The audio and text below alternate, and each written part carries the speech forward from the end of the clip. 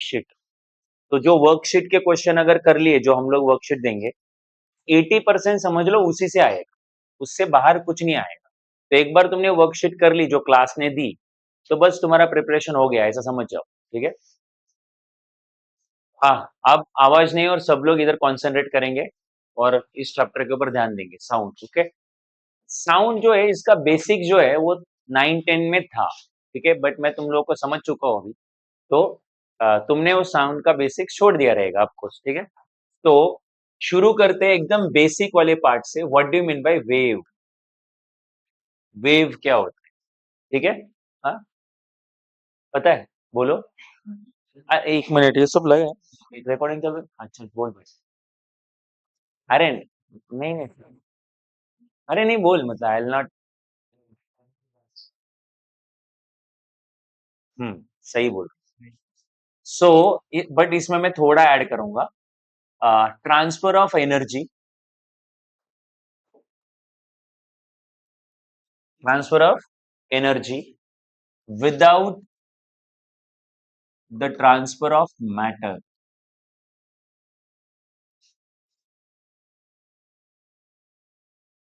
सो क्या ट्रांसफर करना है बोलो? एनर्जी। एनर्जी का ट्रांसफर करना है। क्या ट्रांसफर नहीं करना है बोलो? मैटर। तो जब एनर्जी ट्रांसफर होती है और मैटर ट्रांसफर नहीं होता है, ओनली एनर्जी ट्रांसफर होती है, द फेनोमिनॉन इज कॉल्ड, इस फेनोमिनॉन को हम लोग बोलते हैं, फेनोमिनॉन इज कॉल्ड वेव।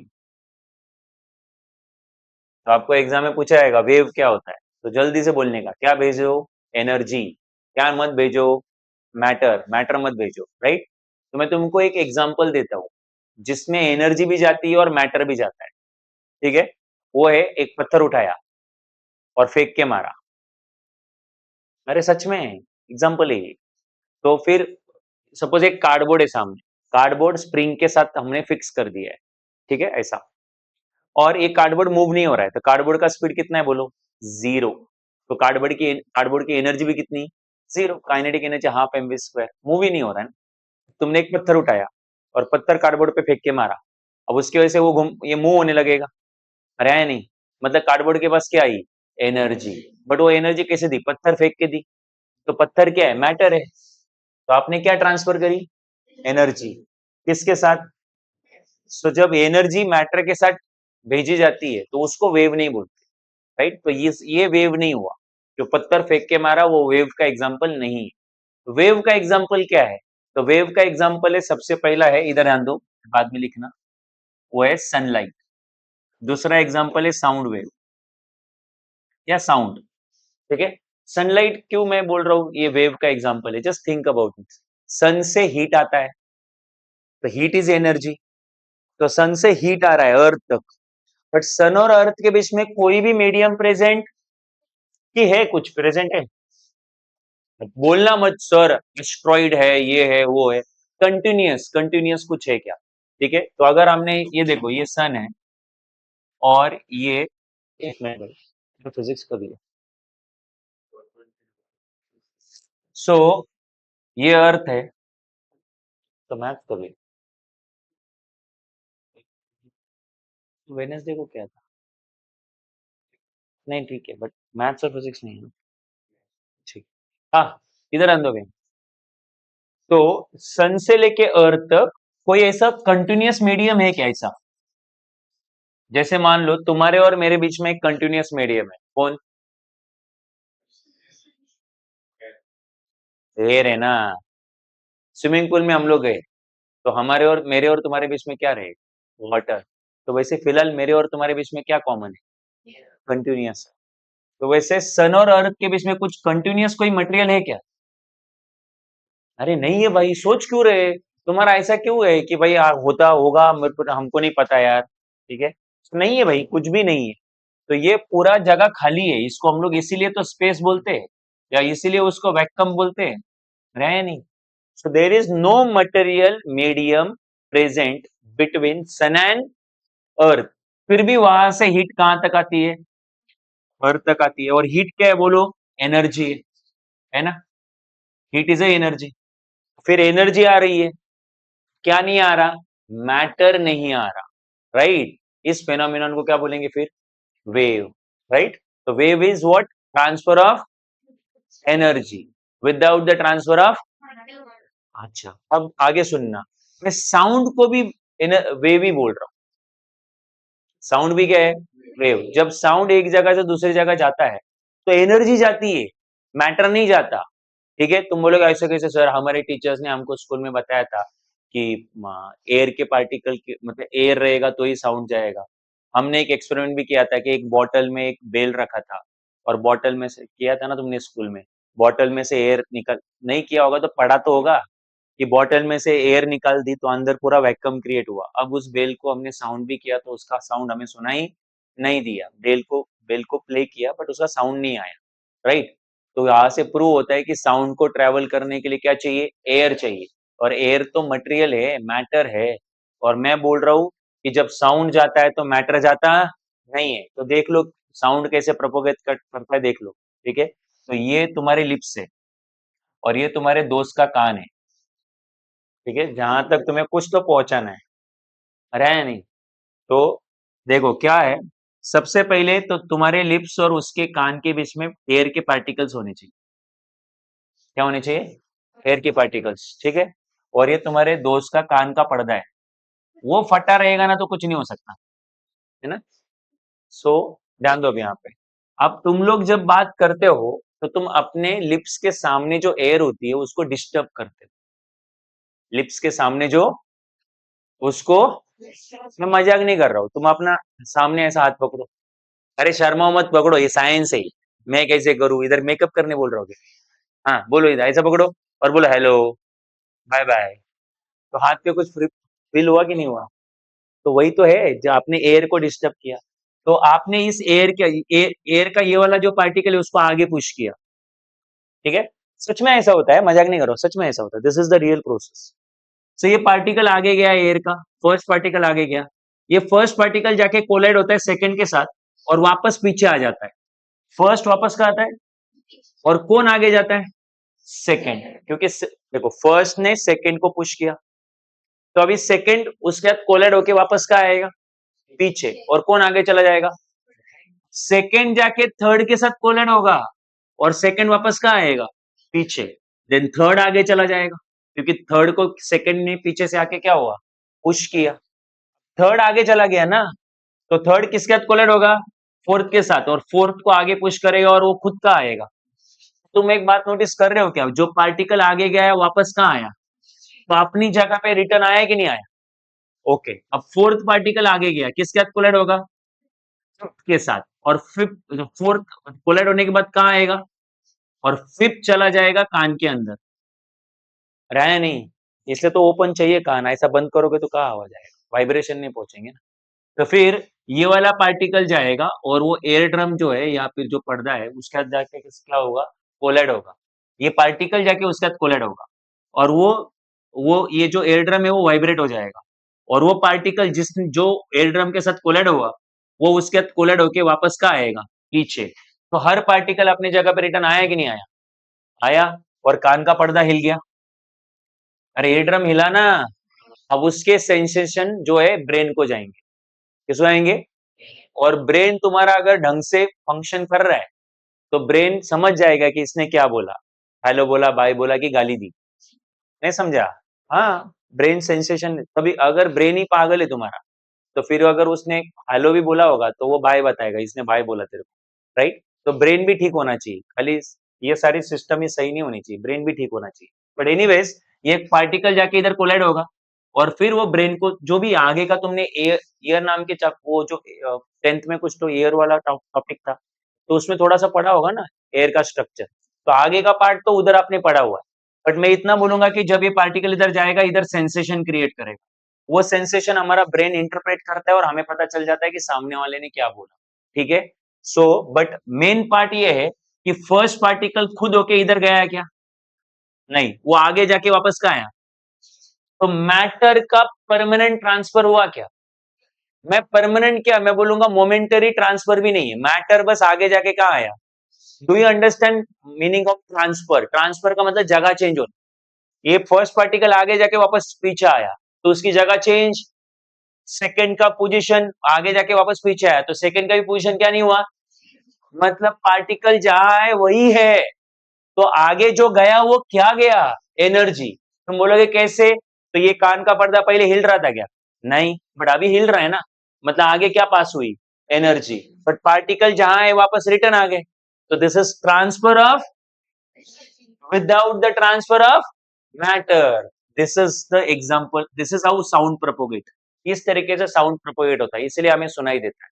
बट अभी अगर तुम लोग जाओगे स्पेस में, है ना, तुम इधर खड़े हो, तुम्हारा दोस्त इधर खड़ा है और बीच में कुछ नहीं है, एयर ही नहीं है, तुम दोनों के बीच में क्या नहीं है, एयर ही नहीं है, तुम मर मर के भी चिल्लाओगे ना, नहीं समझा मैं क्या बोल रहा हूँ, दुनिया भर की गालियां भी दोगे उसको, जो भी कुछ करोगे वो उसको सुनाई देने वाली क्यों नहीं देगी, क्योंकि किसको करोगे, वो कान का पर्दा उसका हिलेगा कैसे, आपको ऐसे हाथ से हिलाना पड़ेगा, नहीं समझा मैं क्या बोल रहा हूँ, राइट, तब जाके उसको शायद कुछ सुनाई दे, क्लियर है कि नहीं। सो देयर फोर एयर को कैरी करने के लिए मटेरियल चाहिए, एयर बोल रहा था यार, साउंड, साउंड को कैरी करने के लिए क्या चाहिए, मटेरियल चाहिए, बट वो मटेरियल परमानेंटली ट्रांसफर होता, वो आगे जाके वापस कहाँ आता है, पीछे, तो ट्रांसफर ऑफ मैटर नहीं, ट्रांसफर ऑफ क्या है, एनर्जी है। ट्रांसफर ऑफ मैटर कब बोलेंगे, जब ये पार्टिकल खुद होके इधर जा रहा है, जो मैंने कार्डबोर्ड वाला एग्जांपल दिया, आपने पत्थर उठाया फेंक के मार, तो पार्टिकल पूरा एनर्जी लेके गया, बट ये जस्ट आगे जाके वापस कहाँ आया है, पीछे है, तो इसमें permanent transfer of energy, sorry permanent transfer of matter नहीं होता, या पार्टिकल परमानेंट ट्रांसफर नहीं होते, बस एनर्जी ट्रांसफर होती रहती है। इस तरीके से कौन प्रोपोगेट करता है, साउंड। बट मुझे तुम्हें यहाँ पे ये सिखाना था कि transfer of energy without the transfer of matter, ऐसा अगर हुआ तो उसको हम लोग क्या बोलते हैं, तो साउंड भी क्या है बोलो, वेव है, सनलाइट भी क्या है बोलो, वेव है, क्योंकि इनमें सब में क्या ट्रांसफर हो रहा है, एनर्जी, क्या ट्रांसफर नहीं हो रहा है, वो भी नहीं समझा, बाउंसर आप लोग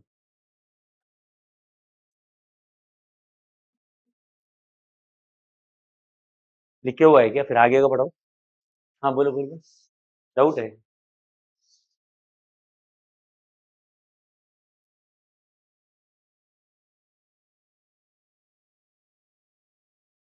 ठीक है डन। हम्म, अब आगे सीखने वाले हम लोग टाइप्स ऑफ वेव,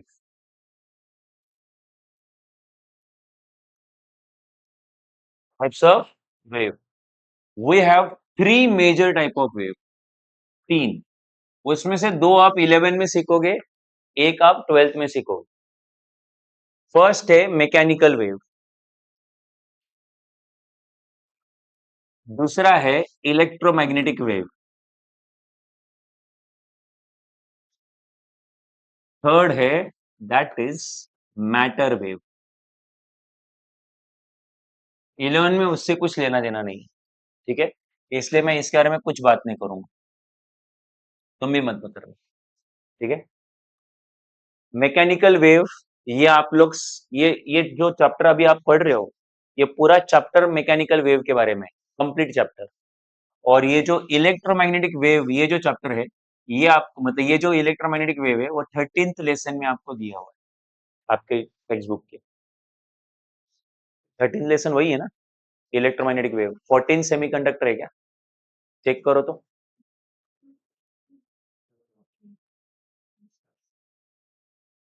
बराबर है ना, तो 13th यही है, तो आप समझो कि वेव इतना बड़ा और इंपॉर्टेंट कंसेप्ट है कि इनके लिए एक एक टाइप के लिए एक एक पूरा चैप्टर है, ठीक है। तो एनीवेज, सो आपको बट ये क्वेश्चन जरूर पूछा जाए कि what are the different types of waves, so we have mechanical wave, we have electromagnetic wave, we have, and what is wave, transfer of energy, no transfer of, no transfer of matter, matter transfer नहीं करने का, only energy should be transferred, what it, clear है। चलो अब इसमें से हम लोग समझते हैं पहले मैकेनिकल वेव क्या होता है, बराबर है, तो मैकेनिकल वेव क्या होता है, a wave which requires which requires material medium, material medium मैं समझा देता हूं, don't worry, for its propagation, for its propagation. Electromagnetic wave, a wave which does not need any material medium for its propagation. Okay, चलो लिखना छोड़ दो, इधर आने दो। अब यहाँ पहले समझ लो, बाद में लिखना। सो मैंने इधर क्या लिखा हुआ है, मैकेनिकल वेव। ठीक है, पहले इसको समझ लेते। तो मैंने क्या बोला, मैकेनिकल वेव क्या होती है? ऐसी वेव जिसको ट्रैवल करने के लिए, प्रोपोगेट का मतलब ट्रैवल, प्रोपोगेशन इस वर्ड का मतलब क्या है? ट्रैवल, ट्रैवल करना। तो ऐसी वेव जिसको ट्रैवल करने के लिए किसकी किसकी जरूरत है? मटेरियल की जरूरत है, मटेरियल मीडियम की जरूरत है। मैंने ये नहीं बोला कि मटेरियल ट्रांसफर होता है, मैंने ये बोला कि मटेरियल मीडियम की जरूरत है। जिस वेव को, मतलब एनर्जी को ट्रांसफर होने के लिए मीडियम चाहिए, बट मीडियम नहीं ट्रैवल करेगा, बस मीडियम का वो हेल्प लेगा। ये कुछ ऐसा है। वो आप लोग वो बुगी वुगी वगैरह देखे होंगे, राइट? अरे वो जब छोटे बच्चों गेम नहीं रहते, जिसमें मतलब मैं एक गेम याद दिलाता हूँ, जिसमें आपको ना वाटर बॉडी को पास करना है। एक वाटर बॉडी है, अरे वाटर बॉडी मतलब लेक वगैरह, कोई स्विमिंग पूल, उसको पास करना है। और बीच में ऐसे कुछ पत्थर वगैरह रखे रहेंगे, तो आपको पानी में जंप नहीं करना है, बस वो पत्थर से, एक पत्थर से दूसरे पत्थर तक जंप करना है, राइट? सो बेसिकली आप समझो कि ये पहला एक पत्थर है, दूसरा पत्थर है, तीसरा पत्थर है, राइट? तो आप यहाँ से इस प्लेटफॉर्म से इस प्लेटफॉर्म तक जा रहे हो, राइट? तो फिर आप पहले जंप इसके ऊपर करोगे, फिर यहाँ पे जंप करोगे, फिर यहाँ पे जंप करोगे, फिर यहाँ जंप करोगे। तो मुझे बताओ, तुमने ये जो ये वाला जो पिलर है, वो क्या अपने साथ लेके जा रहे हो क्या? नहीं, आप बस उसका यूज कर रहे हो आगे बढ़ने के लिए, राइट? साउंड भी तो ऐसा करता है, वो एयर के पार्टिकल का बस क्या करता है? यूज करता है आगे बढ़ने के लिए। वो एयर के पार्टिकल को अपने साथ लेके जाता है क्या? नहीं, वो पार्टिकल तो वापस अपनी जगह पे आ जाता है, राइट? तो ऐसी वेव या ऐसी एनर्जी जो मटेरियल का यूज करती है कहां बढ़ने के लिए? आगे बढ़ने के लिए, to move in a forward direction.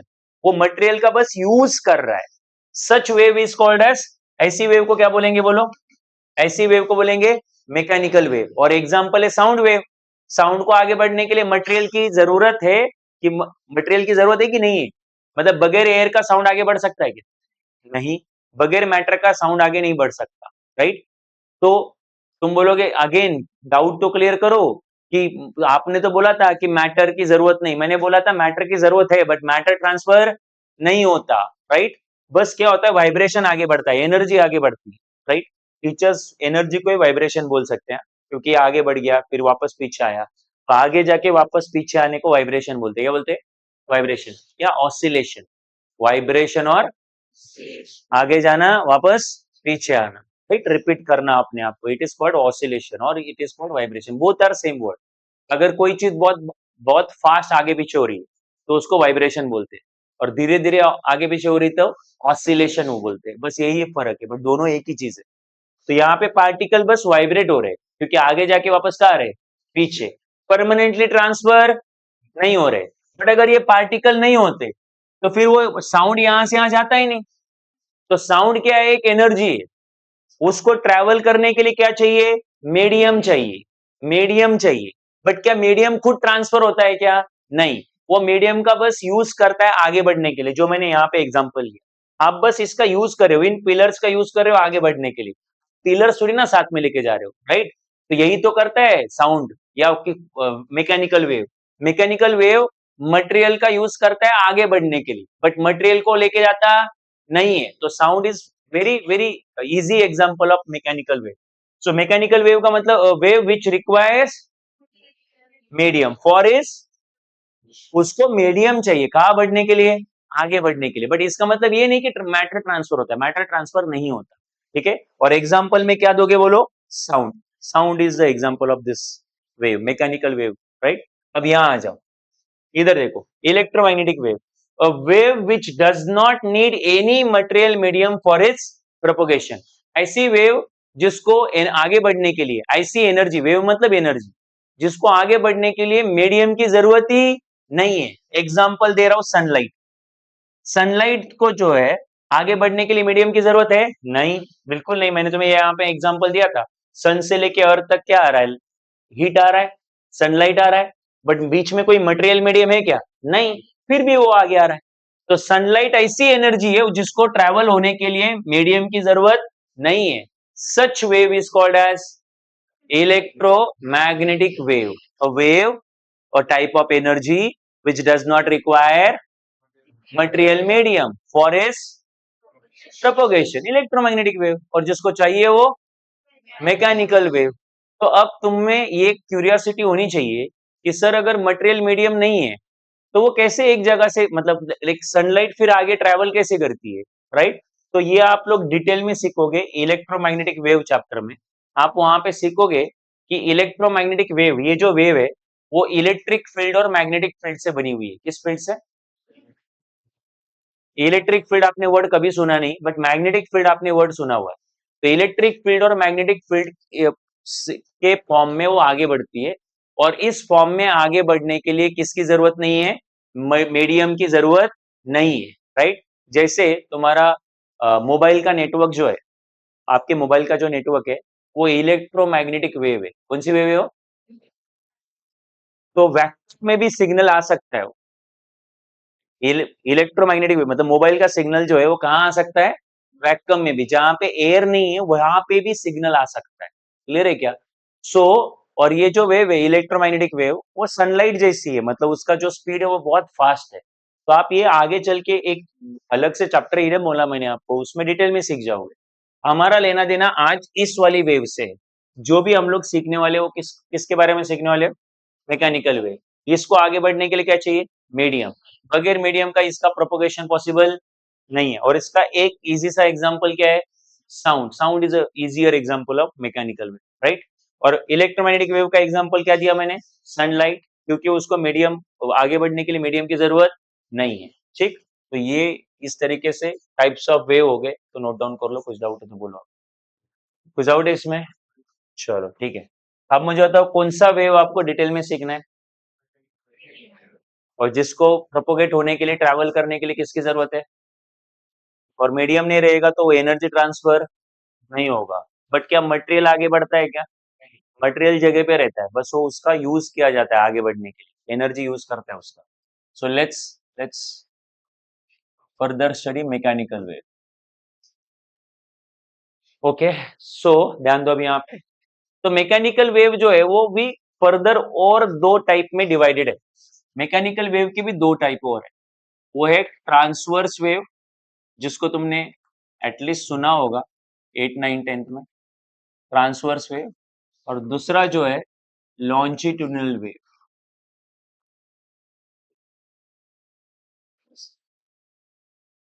Transverse wave and longitudinal wave.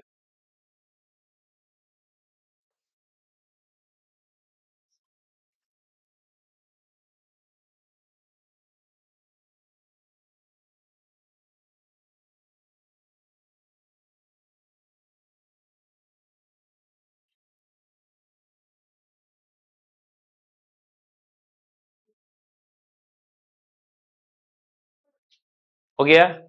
लिख लिया आपने टाइप्स? तो चलो अभी एक एक वेव को हम लोग अच्छे से समझते हैं।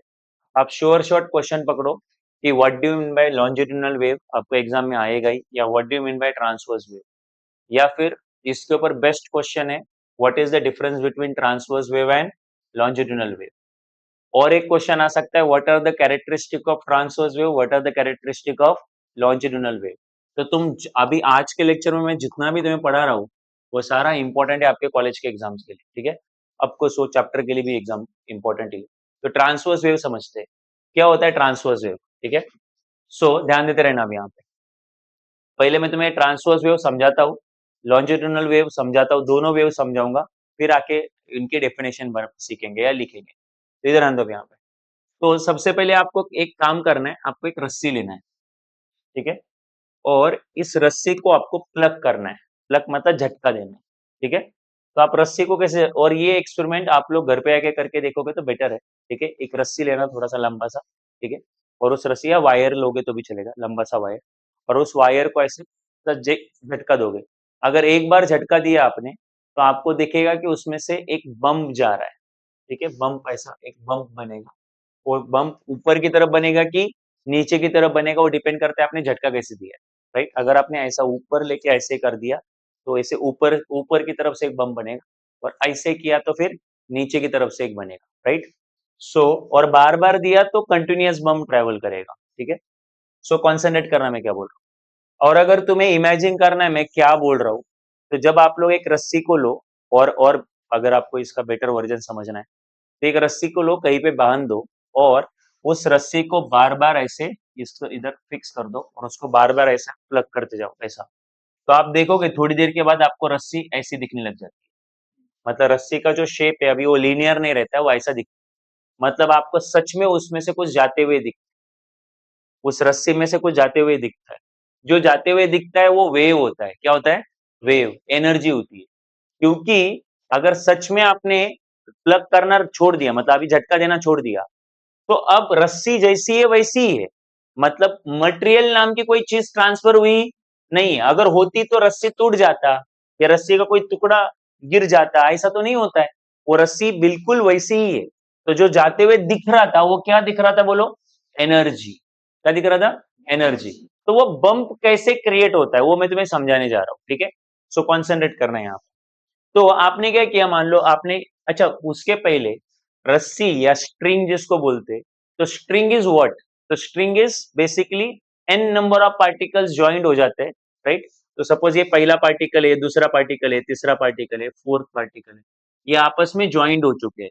क्यों ज्वाइंट हो चुके हैं? There is a intermolecular force between them. अच्छा, इंटरमोलिकुलर फोर्स क्या होता है? तो आप लोग एक चैप्टर नंबर 6 है इलास्टिसिटी, या chapter number 5, I don't remember कौन सा है, उसमें आप सीखोगे। बट अभी एग्जाम में ये आ रहा है इसलिए अभी मैं बीच में से पढ़ा रहा हूँ। बट फिर इसका कुछ ये तुम ऐसे समझो कि ये पार्टिकल इस पार्टिकल से ज्वाइंट है, तो सारे पार्टिकल ज्वाइंट है इसलिए तो वो रस्सी बन रही है, राइट।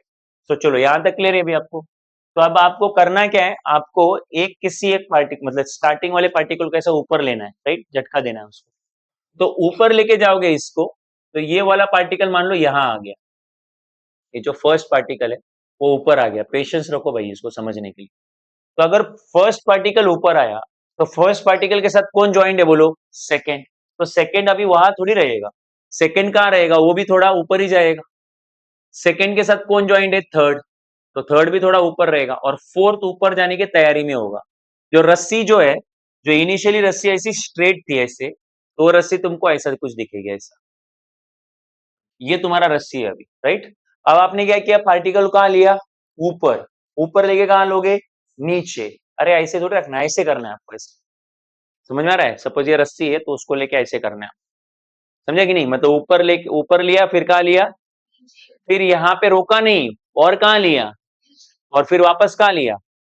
ये ऐसे करना है, इस तरीके से। तो उस टाइम पे रस्सी ऐसे ऐसे बन जाती है, ऐसे इस तरीके से डिवाइड हो जाती है, वो समझा रहा हूं मैं। तो अब मुझे बताओ कि आपने फर्स्ट पार्टिकल कहाँ लिया? ऊपर। बट फर्स्ट पार्टिकल के साथ कौन अटैच्ड है? सेकेंड। तो वो भी कहाँ जाएगा? ऊपर। अबे अटैच्ड है भाई, रस्सी हो। फिर अभी फर्स्ट को हम लोग कहाँ लेंगे? थोड़ा सा नीचे। ऊपर लेने के बाद हम लोग नीचे लेंगे उसको। तो जब फर्स्ट नीचे आएगा, राइट, तो सेकेंड जाएगा ऊपर। सेकेंड कहाँ जाएगा? अरे सच में ऐसा होता है, मजाक नहीं कर रहा हूँ, ठीक है। तुम लोग बस सुनते रहो मैं जो बता रहा हूँ, और जो भी बता रहा हूँ वो एग्जैक्टली वही प्रोसेस होती है, ठीक है। तो जो सेकेंड पार्टिकल जो था वो थोड़ा अभी नीचे था, तो वो कहाँ गया? ऊपर। बट सेकेंड के साथ कौन अटैच रहता है? थर्ड। तो थर्ड पहले थोड़ा कम नीचे गया था, तो वो भी कहाँ जाएगा? ऊपर। और फोर्थ थोड़ा और ऊपर, और फिफ्थ ऊपर जाने की तैयारी में रहेगा। तो जो रस्सी है तुम्हें थोड़ी देर के बाद ऐसी दिखेगी। आफ्टर सम टाइम आपको रस्सी कुछ ऐसा दिखेगा। क्लियर है क्या? अब क्या होगा, वो पार्टिकल वहीं पे थोड़ी रहेगा, आप लोग ऐसा ऊपर लेके कहाँ ले रहे हो उसको? नीचे। तो अभी आप नीचे भी लाओगे फर्स्ट को। तो जब फर्स्ट को नीचे लाओगे तो फर्स्ट के साथ कौन अटैच्ड है? सेकेंड। तो सेकेंड भी थोड़ा कहाँ लाएगा? नीचे। थर्ड अभी कहाँ जाएगा? ऊपर। फोर्थ थोड़ा और ऊपर क्योंकि उसके साथ अटैच्ड है, ठीक है। फिफ्थ थोड़ा और ऊपर, ओके, और सिक्स्थ ऊपर जाने की तैयारी में। और जो रस्सी है वो तुम्हें अभी ऐसे दिखेगी, ऐसे, ये देखो, ये क्रिएट हुआ बम। क्लियर है? बट अभी इस पार्टिकल को आपने ऊपर लेके अभी कहाँ लेने वाले हो? नीचे। एक बात याद रखो, हाँ, ये पार्टिकल इधर था, ठीक है। दूसरा पार्टिकल भी वहां तक जाके वापस कहाँ आया है? नीचे। तो तुम बात नोटिस करो, हर पार्टिकल ऊपर जाके वापस कहाँ आ रहा है? Just imagine this, okay. इधर आने दो सब लोग। अभी क्या होगा, जो फर्स्ट पार्टिकल जो अभी यहाँ है, अब उसको हम लोग थोड़ा और कहाँ लाएंगे, नीचे, क्योंकि अभी अरे जो रस्सी है वैसा ऊपर लेके कहाँ ले रहे हैं हम लोग, नीचे। तो अगर सेकेंड, अभी फर्स्ट पार्टिकल अगर इधर आया है तो फर्स्ट के साथ कौन अटैच्ड है, सेकेंड, तो सेकेंड भी कहाँ आएगा, नीचे आएगा, सेकेंड इधर आएगा, फिर थर्ड और थोड़ा नीचे, फोर्थ अभी जाएगा ऊपर, फिफ्थ और ऊपर, सिक्स्थ और ऊपर, और सेवन जो है ऊपर जाने का रेडी। और जो रस्सी है वो तुम्हें रस्सी अभी ऐसे दिखेगी, राइट। और आपको दिखेगा कि जो बम पहले ऐसे इधर बन रहा था, अब वो बम थोड़ा आगे बन रहा है, क्लियर है, मतलब बम्प आगे जाते हुए दिख रहा है तुमको, नहीं समझ में आ रहा है, ठीक है, क्लियर है ये। सो अब क्या होगा बोलो, आप ये वाले पार्टिकल को और कहाँ लोगे, नीचे, बिकॉज ऊपर जाके आप कहाँ ले रहे हो, नीचे। तो अभी फर्स्ट पार्टिकल और नीचे आएगा, सेकेंड उसके साथ अटैच्ड है, सेकेंड उसके साथ अटैच्ड है, इसलिए सेकेंड भी कहाँ आएगा, नीचे, थर्ड और नीचे, फोर्थ ऊपर जाके वापस नीचे आया, अभी फिफ्थ जाएगा ऊपर, राइट, हाईएस्ट पॉइंट पे, सिक्स्थ और ऊपर जाएगा क्योंकि उसके साथ अटैच्ड है, सेवेंथ और ऊपर, और एट्थ अभी ऊपर जाने की तैयारी में, और आपका रस्सी जो है वो ऐसा दिखेगा, क्लियर है। तो पहले रस्सी ऐसा दिख रहा था ऐसे, फिर अभी फिर ऐसे दिखने लग गया, और फिर अभी ऐसे दिख रहा है, मतलब आपको ऐसा लगेगा कि बम कहाँ बढ़ रहा है, आगे, राइट। सो क्या होगा देखो, अब नेक्स्ट पार्ट में क्या होगा, अब जो फर्स्ट है, आपको पता है कि आप लोग रस्सी को ऐसा ऊपर लेके आपने कहा लिया है अभी इधर नीचे, अब वापस कहाँ लोगे, ऊपर, तो अभी फर्स्ट कहाँ जाने लगेगा, ऊपर जाने लगेगा, तो फर्स्ट ऊपर जाने लगेगा तो सेकंड इधर था ना, तो सेकंड अभी जाएगा नीचे, नीचे जाएगा, ठीक है।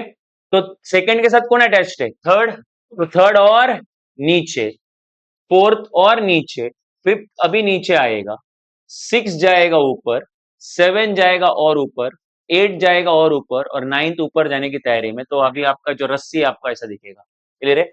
और जब आप लोग एक मोमेंट पे देखोगे, देखो ऐसा वाला क्रिएट हो गया, देखो, क्लियर है क्या। और जब रस्सी आपको ऐसा ऐसी डिवाइड हो जाती है, रस्सी का शेप ऐसा हो जाता है, स्ट्रिंग का शेप ऐसा हो जाता है, तो हम लोग अभी इसको बोलते हैं वेव, ठीक है, ट्रांसवर्स वेव बोलते हैं, क्या बोलते हैं इसको, बट ट्रांसवर्स वेव ही क्यों, इसको लॉन्जिट्यूडनल वेव क्यों नहीं बोलते, तो उसका रीजन भी समझा रहा हूं, बट दो तीन चीजें दो नोटिस करने लायक है। देखो फर्स्ट पार्टिकल कहाँ गया, ऊपर, और ऊपर जाके वापस कहाँ आया, नीचे, राइट। तो जब पहला पार्टिकल ऊपर जा रहा था, इंपॉर्टेंट पार्ट है कॉन्सेंट्रेट करना, तो जब पहला पार्टिकल ऊपर जा रहा था यहां से इधर आया था, तो मैं बोलूंगा पार्टिकल का ये क्या हुआ है, डिस्प्लेसमेंट। पार्टिकल और ऊपर जाएगा तो पार्टिकल का ये क्या है, डिस्प्लेसमेंट। और जब पार्टिकल यहां जाएगा तो इसके अलावा और ऊपर गया है क्या, नहीं, तो ये पार्टिकल का क्या हुआ, मैक्सिमम डिस्प्लेसमेंट, क्या हुआ, क्योंकि और ऊपर जाने वाला, अब वो यहां से कहाँ आएगा, नीचे। अरे आपने रस्सी ऐसी पकड़ी, ज्यादा ज्यादा यहां तक ले सकते हो, उससे ऊपर क्या ले सकते हो, उछल जाओगे क्या, तो मैक्सिमम यहां तक गया, अब वहां से कहाँ आएगा, नीचे, तो मैक्सिमम डिस्प्लेसमेंट ये हुआ ना। तो मैक्सिमम डिस्प्लेसमेंट ऑफ पार्टिकल को हम लोग बोलते हैं एम्पलीट्यूड, क्या बोलते हैं, तो आपको एग्जाम में आएगा, ठीक है, डिफाइन एम्पलीट्यूड, तो ये डेफिनेशन रट्टा नहीं मारना। एम्पलीट्यूड क्या होता है, देखो यहाँ पे सब लोग, तो एम्पलीट्यूड होता है maximum, maximum displacement of particle from its mean position, mean मतलब स्टार्टिंग वाला position, it's called its amplitude. एक बात इधर इधर देखो सब लोग, मुझे बताओ, पार्टिकल जो है, मान लो ये जो पूरा डिस्टेंस है लेट्स से 5 सेंटीमीटर है, कितना है, 5 सेंटीमीटर, और जहां जब टाइम जीरो था तो उसने शुरू किया था इस वाले पॉइंट से, लेट्स से ये पॉइंट ओ है, पॉइंट ओ से शुरू किया, तो 0 सेकेंड के बाद, सॉरी, टाइम जीरो था तब वो पॉइंट ओ पे था, और 1 सेकेंड के बाद पार्टिकल यहां आया, लेट्स से पॉइंट ए पे आया, पार्टिकल कहां से कहां आया, ओ से ए। जब आपका पोजीशन चेंज होता है तो हम लोग बोलते हैं डिस्प्लेसमेंट हुआ, पार्टिकल का डिस्प्लेसमेंट कहां से कहां हुआ बोलो, ओ से ए। अच्छा ये पूरा 5 सेंटीमीटर तो नहीं है, कितना है, 2.5 सेंटीमीटर है, और डिस्प्लेसमेंट होना बाकी ही नहीं होता, बाकी है, राइट। तो ये 2.5 सेंटीमीटर जितना अभी डिस्प्लेसमेंट हुआ है उसको एम्पलीट्यूड नहीं बोलेंगे, एम्पलीट्यूड कभी बोलते हैं जब वो डिस्प्लेसमेंट क्या हो जाता है, मैक्सिमम, और ज्यादा पॉसिबिलिटी नहीं है, तो पार्टिकल ओ से उठ के सीधा पी पे आएगा, इधर आएगा, और ऊपर नहीं जा सकता, तो इस ओपी, ये जो इतना जो डिस्प्लेसमेंट है, इस डिस्प्लेसमेंट को क्या बोला जाता है बोलो? एम्पलीट्यूड। देखो डिस्प्लेसमेंट अलग चीज है और एम्पलीट्यूड अलग चीज है, ठीक है? एम्पलीट्यूड कब बोलते हैं? डिस्प्लेसमेंट को ही एम्पलीट्यूड बोलते हैं, बट कब बोलते हैं? जब वो डिस्प्लेसमेंट क्या हो जाए? मैक्सिमम हो जाए। जैसे तुम लोग झूला खेल रहे हो, राइट, गार्डन में, तो झूला यहाँ है मान लो, राइट, अब वो यहाँ से यहाँ है, वो मैक्सिमम इधर तक जा सकता है, लेट्स से, राइट, तो यहाँ से थोड़ा आगे आ गया है, तो वो एम्पलीट्यूड नहीं हुआ है, अभी खाली डिस्प्लेसमेंट हुआ है। मैक्सिमम इधर तक जा सकता है, तो इधर तक आया ना, ये उसका मैक्सिमम डिस्प्लेसमेंट हुआ है, तो इसको अभी क्या बोलेंगे बोलो? Amplitude. Maximum displacement is called amplitude. दिमाग में जा रहा है कि नहीं? सो डिस्प्लेसमेंट ही, बट क्या होगा? Maximum, then it will be called as amplitude. तो याद रखना भाई, ऐसा यूनिट क्या रहेगा इसका? डिस्प्लेसमेंट का ही यूनिट। डिस्प्लेसमेंट ही मैक्सिमम होगा तो एम्पलीट्यूड होता है ना। तो डिस्प्लेसमेंट किस में गिनते हैं? मीटर में, क्योंकि डिस्प्लेसमेंट एक काइंड ऑफ डिस्टेंस है, राइट? तो ऐसा unit of amplitude is meter, और मीटर का सिंबल स्मॉल एम। अरे समझ में आया? एम्पलीट्यूड रट्टा रट्टा मारने की जरूरत है? दिमाग में गया है कि नहीं है?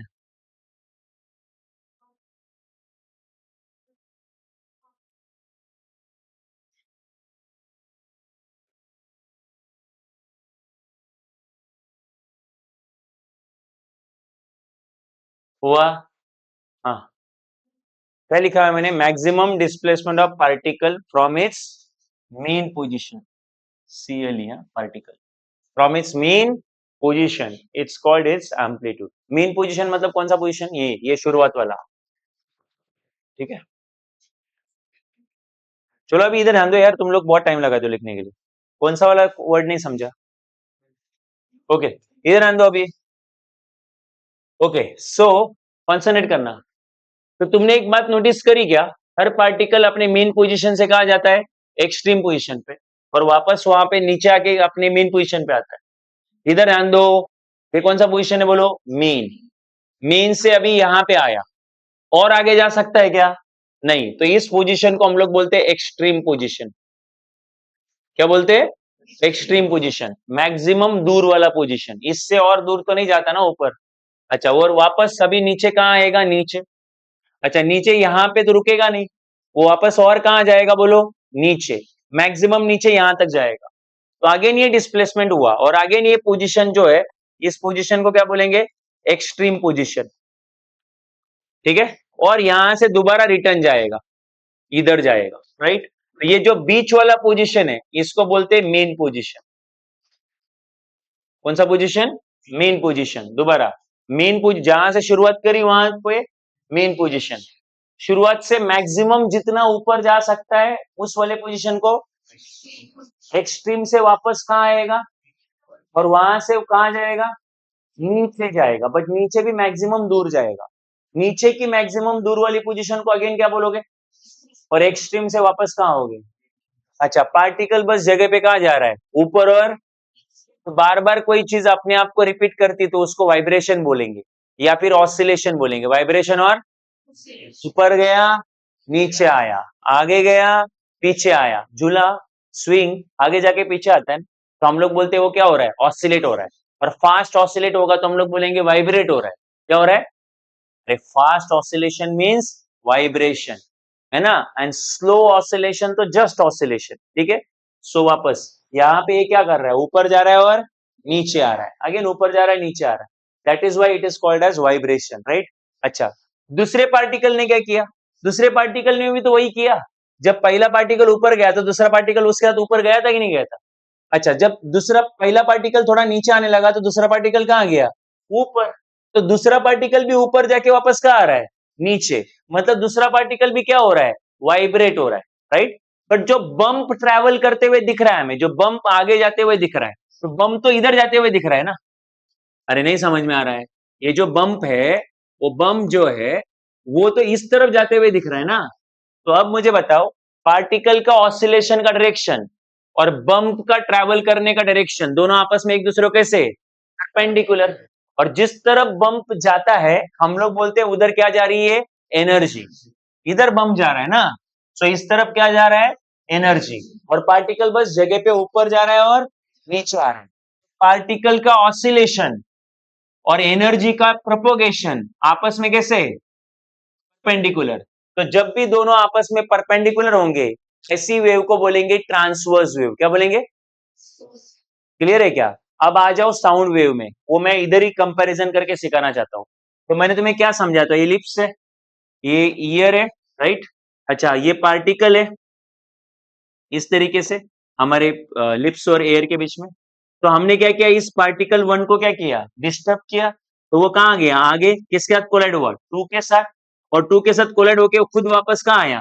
पीछे। तो टू कहाँ गया? आगे। किसके साथ कोलाइड हुआ? और खुद कहाँ आया?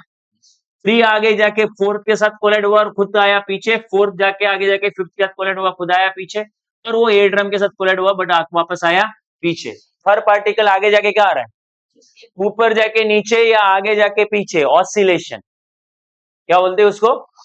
Anything is moving like this, ऐसे ऐसे ऐसे जैसे भी है, बस वो आगे बढ़ा पीछे आया, आगे बढ़ा पीछे आया, उसको क्या बोलेंगे बोलो? ऑसिलेशन। और फास्ट हो रहा है तो पार्टिकल बस ऑसिलेट हो रहे हैं, और फास्ट आगे पीछे हो रहे हैं तो वाइब्रेट हो रहे हैं, तो पार्टिकल वाइब्रेट हो रहे हैं, राइट? बट जो एनर्जी इधर इधर इस बार देखो, पार्टिकल ऑसिलेट कैसे हो रहे हैं? ऐसे हो रहे हैं। तो पार्टिकल का ऑसिलेशन का डायरेक्शन ये है, देखो ये।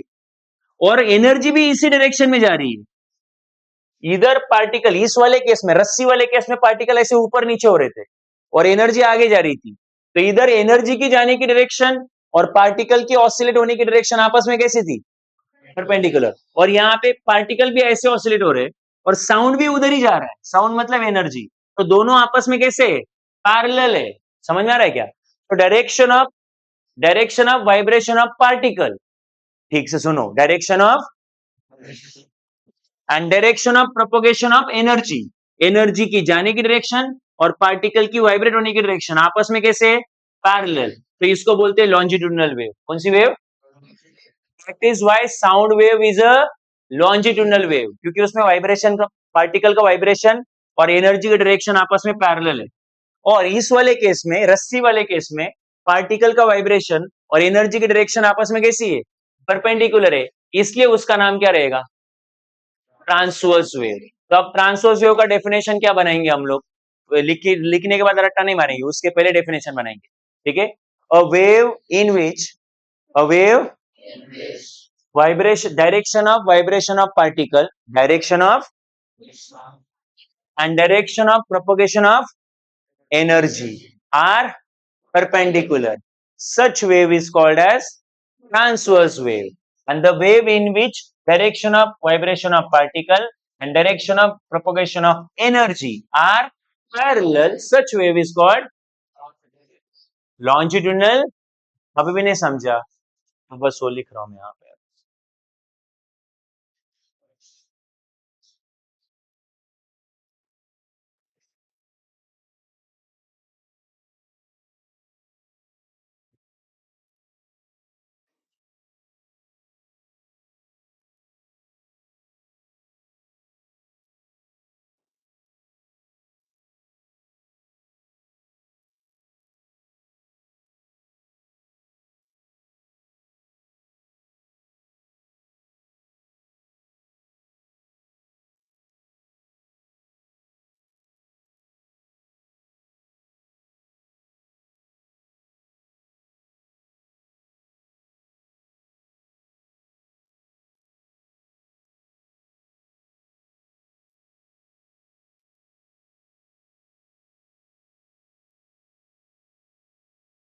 ये पार्टिकल ऑफ मीडियम लिखो, हाँ, क्योंकि वो पार्टिकल किसके वो बताना जरूरी है। A wave in which particle of medium, medium मतलब वहां पे रस्सी के पार्टिकल थे ना वो। तो the wave in which particle of medium vibrates perpendicular to the to the direction of propagation of wave, such wave is called as transverse wave. And the wave in which particle of medium vibrates parallel to direction of propagation of energy.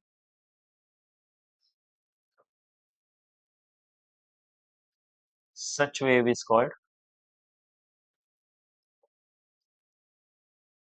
such wave is called longitudinal wave. So sound wave जो है वो longitudinal wave का example है. Sound wave is example of longitudinal wave.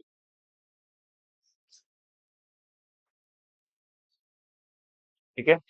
और इसका example wave on surface of sea water. ठीक है. Is transverse wave. Sea water को देखा है ना, सी को देखा है ना, तो ऐसा होता है ना, है कि नहीं. तो सी के सरफेस पे जो वेव होती है वो कौन सी वेव, ट्रांसवर्स वेव. ऐसा बम्प दिखता है ना उसमें, ऐसा. क्लियर है. और जो साउंड है इट्स अ लॉन्जिट्यूडिनल वेव.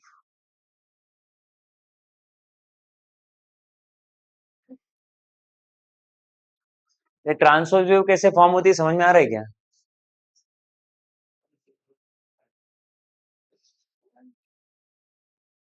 अरे समझा ये कि बाउंसर क्या है. हाँ चलो अभी इधर आने दो, कॉन्सेंट्रेट करो यहाँ पे. तो अगेन हमने एक रस्सी लिया, स्ट्रिंग लिया, सब लोग इधर कॉन्सेंट्रेट करो. ये स्ट्रिंग के पार्टिकल है. अपने माइंड में अभी ये पिक्चर बना लो हमेशा कि क्या होता है. और ये अगले साल भी है वेव का चैप्टर. तो अगेन मैंने तुम्हें क्या बोला कि हम लोग रस्सी को ऐसा पकड़ के कहाँ लेंगे, ऊपर. ऊपर की तरफ प्लग करेंगे इस तरीके से. तो फिर फर्स्ट ऊपर गया तो सेकंड भी कहाँ आएगा, ऊपर. थर्ड और ऊपर, फोर्थ यहाँ. और रस्सी तुम्हें ऐसी दिखेगी. ठीक है. थोड़ी देर के बाद फर्स्ट आएगा थोड़ा नीचे, सेकंड आएगा ऊपर, थर्ड थोड़ा और ऊपर. फिर पता चलेगा मुझे क्या बोलना है. फोर्थ थोड़ा और ऊपर, फिफ्थ थोड़ा और ऊपर, और रस्सी थोड़ी ऐसी दिखने लग जाएगी. ठीक है. तो जो बम जो है पहले ऐसे दिख रहा था, अब थोड़ा ऐसे दिखने लग गया. मतलब बम कहाँ बढ़ गया, आगे. बम आगे बढ़ना मतलब एनर्जी आगे बढ़ना. ठीक है. अब आफ्टर अ टाइम फर्स्ट बिल्कुल ही नीचे आ जाएगा, सेकंड उसके साथ अटैच्ड है इसलिए वो भी नीचे आएगा, थर्ड और ऊपर जाएगा, फोर्थ और ऊपर, फिफ्थ और ऊपर, सिक्स्थ और ऊपर, और बम थोड़ा ऐसा दिखेगा. तो पहले जो बम ऐसे दिख रहा था, फिर बाद में ऐसे दिख रहा था, अब थोड़ा आगे बढ़ते हुए लग. मतलब एनर्जी कहाँ जा रही है, आगे. अच्छा उसके बाद आपको ये जो, हाँ, उसके बाद आपको यहाँ पे ये जो पार्ट दिख रहा है, दिस पार्ट ऑफ सेक्शन जो दिख रहा है आपको, इसको हम लोग बोलते हैं क्रेस्ट. ये दिस पार्ट ऑफ जो है रस्सी का ये वाला पार्ट जिसका शेप ऐसा होता है, this is called as crest. Sea water पे भी ऊपर जो दिखता है वो क्रेस्ट होता है. अच्छा. अब क्या होगा, ये वाला पार्टिकल कहाँ आएगा, नीचे. वो नीचे आया तो सेकंड और नीचे आएगा, थर्ड और नीचे आएगा, फोर्थ जाएगा ऊपर, फिफ्थ और थोड़ा ऊपर, सिक्स्थ ऊपर, और जो क्रेस्ट है थोड़ा आगे बढ़ते हुए दिखेगा. अब मैं बम नहीं बोलूंगा, उसे क्या बोलूंगा, क्रेस्ट. ठीक है. अब क्या होगा, तुम्हारा फर्स्ट पार्टिकल और नीचे जाएगा, सेकंड उसके बाद और नीचे आएगा, ऑफकोर्स यहाँ से यहाँ आएगा, थर्ड और नीचे, फोर्थ और नीचे, and then fifth will go up, sixth will go up, seventh will of course go up, and then कुछ ऐसा दिखेगा. तो क्रस्ट क्रेस्ट जो है वो आपको आगे बढ़ते हुए दिख रहा है. अब क्या होगा, फर्स्ट थोड़ा ऊपर चला जाएगा, सेकंड आएगा नीचे, थर्ड तो बिल्कुल ही मतलब थर्ड और नीचे आएगा, फोर्थ आएगा इधर, फिफ्थ आएगा नीचे, और सिक्स जाएगा ऊपर. मेरे माइंड में आइडिया बहुत क्लियर है. जब कोई पार्टिकल नीचे आता है, ये पार्टिकल नीचे आता है, उसके आगे वाला कहाँ जाता है, ऊपर जाता है. तो ये आइडिया बहुत क्लियर है. और आपको जो है कुछ ऐसे शेप फॉर्म होते हुए दिखेगा. अब थोड़ी देर के बाद फर्स्ट बिल्कुल ही अपनी जगह पे जाएगा, सेकेंड थोड़ा और आगे बढ़ेगा, थर्ड आएगा नीचे, फोर्थ और नीचे आएगा, फिफ्थ और नीचे आएगा, सिक्स्थ आएगा नीचे, और सेवन जाएगा ऊपर, ये और ऊपर, और तुमको शेप कुछ ऐसा दिखेगा. सो ये जो नीचे दिख रहा है इसको बोलते हैं ट्रफ. क्या बोलते हैं, ट्रफ. और ये जो दिखेगा वो भी दिखेगा क्रेस्ट. और आफ्टर मोर टाइम आपकी जो पूरी की पूरी रस्सी जो है कुछ ऐसे डिवाइड हो जाएगी. इन लाइक थोड़ा और आपने कंटिन्यू रखा इस चीज को, ऐसे इसे कंटिन्यूअसली किया, तो आफ्टर टाइम पूरी की पूरी रस्सी आपको अभी स्ट्रेट नहीं दिखेगी. वो रस्सी जो है आपको इस फॉर्म में डिवाइड होते हुए दिखेगी. तो ये trough, crest, again trough, and then crest, and then trough. तो आपका मीडियम किस में डिवाइड हुआ है बोलो, मीडियम का मतलब यहाँ पे रस्सी. तो रस्सी कैसे डिवाइड हो चुकी है बोलो, alternate, trough, crest, trough, crest, trough. Right. तो हम लोग क्या बोलेंगे, और आगे कौन बढ़ते हुए दिखेगा, कुछ तो पास होते हुए दिखता है। हाँ, अरे नहीं करना है रस्सी के साथ तो आपको एक्सपेरिमेंट, तो आप घर जाके यूट्यूब पे वीडियो ही देख लो शॉर्ट्स की जगह पे। तो आपको ऐसा कोई आप वहां पे टाइप कर लो mechanic passing of mechanical wave या ट्रांसफर ऑफ मैकेनिकल वेव, तो यू विल सी कि कुछ ऐसा आपको दिखेगा। अच्छा, मैकेनिकल वेव में टाइप करो transfer of sorry passing of transverse wave या ट्रांसफर ऑफ ट्रांसवर्स वेव, ऐसे टाइप करो आपको दिख जाएगा ये। या फिर सिंपली स्ट्रिंग वेव कुछ ऐसा टाइप किया तो भी चलेगा। तो आपको आपको ऐसा दिखेगा कि जो वेव है वो कंटिन्यूसली मतलब एनर्जी जो है आगे बढ़ रही है। अच्छा, कुछ कुछ लोगों को लगता है कि पार्टिकल आगे बढ़ रहे हैं, बट अगर आपने उसको मतलब उसको अभी प्लग करना छोड़ दिया, आपने रस्सी को ऐसा पकड़ के रख दिया, तो आपको रस्सी एज इट इज दिखती है वापस पहले जैसी। तो अगर पार्टिकल आगे चले आते हैं रस्सी के, तो रस्सी बीच में टूट जाती ना, बट रस्सी टूटती नहीं है। मतलब पार्टिकल आगे बढ़े नहीं है, पार्टिकल बस जगह पे क्या हुए, ऑसिलेट हुए, वाइब्रेट हुए। समझ में आ रहा है क्या? आगे कौन गया है? एनर्जी। एनर्जी आगे गया, एनर्जी इस तरफ से गया है। तो जब भी ट्रांसवर्स वेव बनता है, medium gets divided into alternate रफ एंड क्रेस्ट। स्टेटमेंट दोबारा बोल रहा हूं, whenever transverse wave passes through a medium, जब भी ट्रांसवर्स वेव मीडियम से पास होगी, यहाँ पे मीडियम मतलब रस्सी, string, that medium that string gets divided into alternate crest and trough.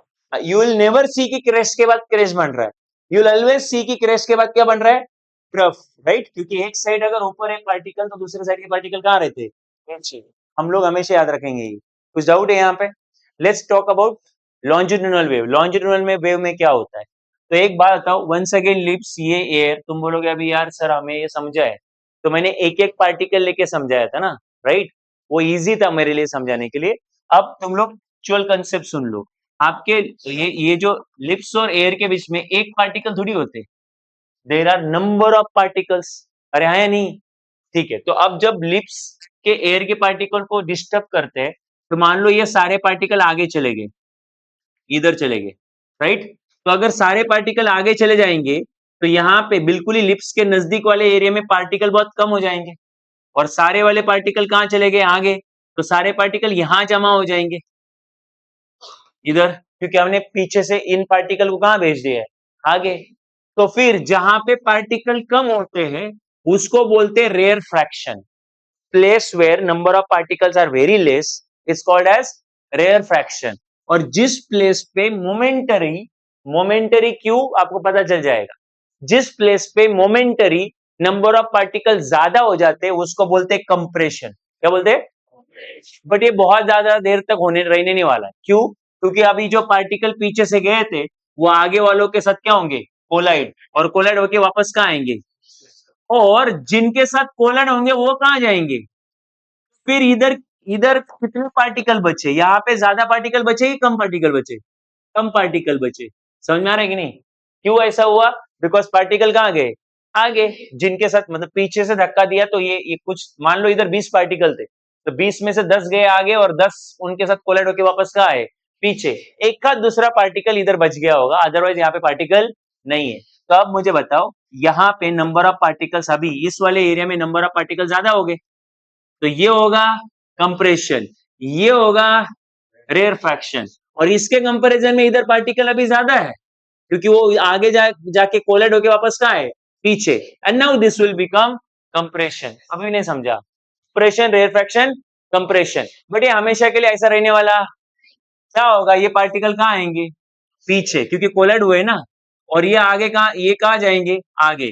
तो फिर इधर क्या बनेगा? फिर रेयर फ्रैक्शन। आगे क्या बनेगा? कंप्रेशन। इधर क्या बनेगा? कंप्रेशन। अरे हाँ या नहीं?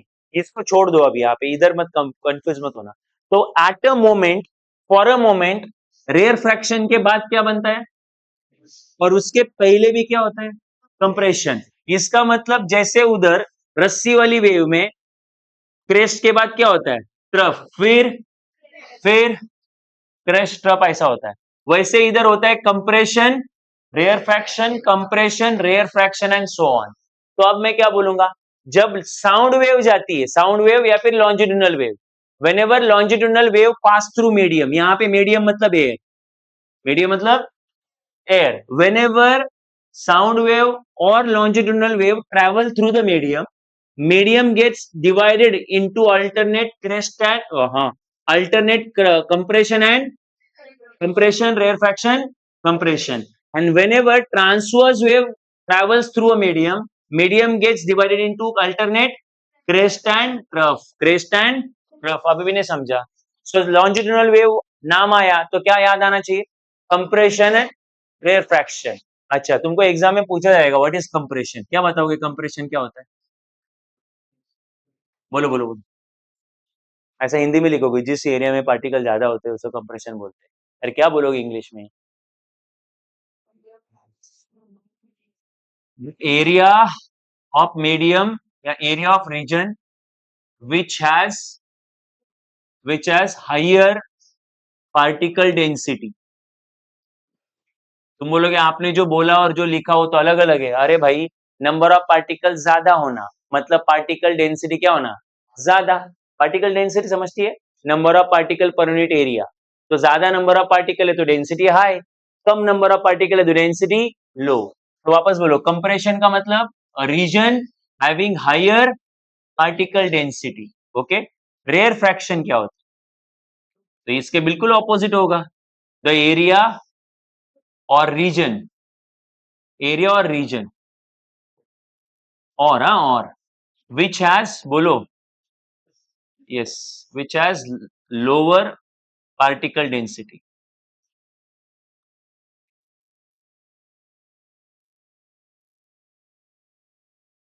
ठीक है. नहीं समझा? रेयर फ्रैक्शन, कंप्रेशन क्लियर है?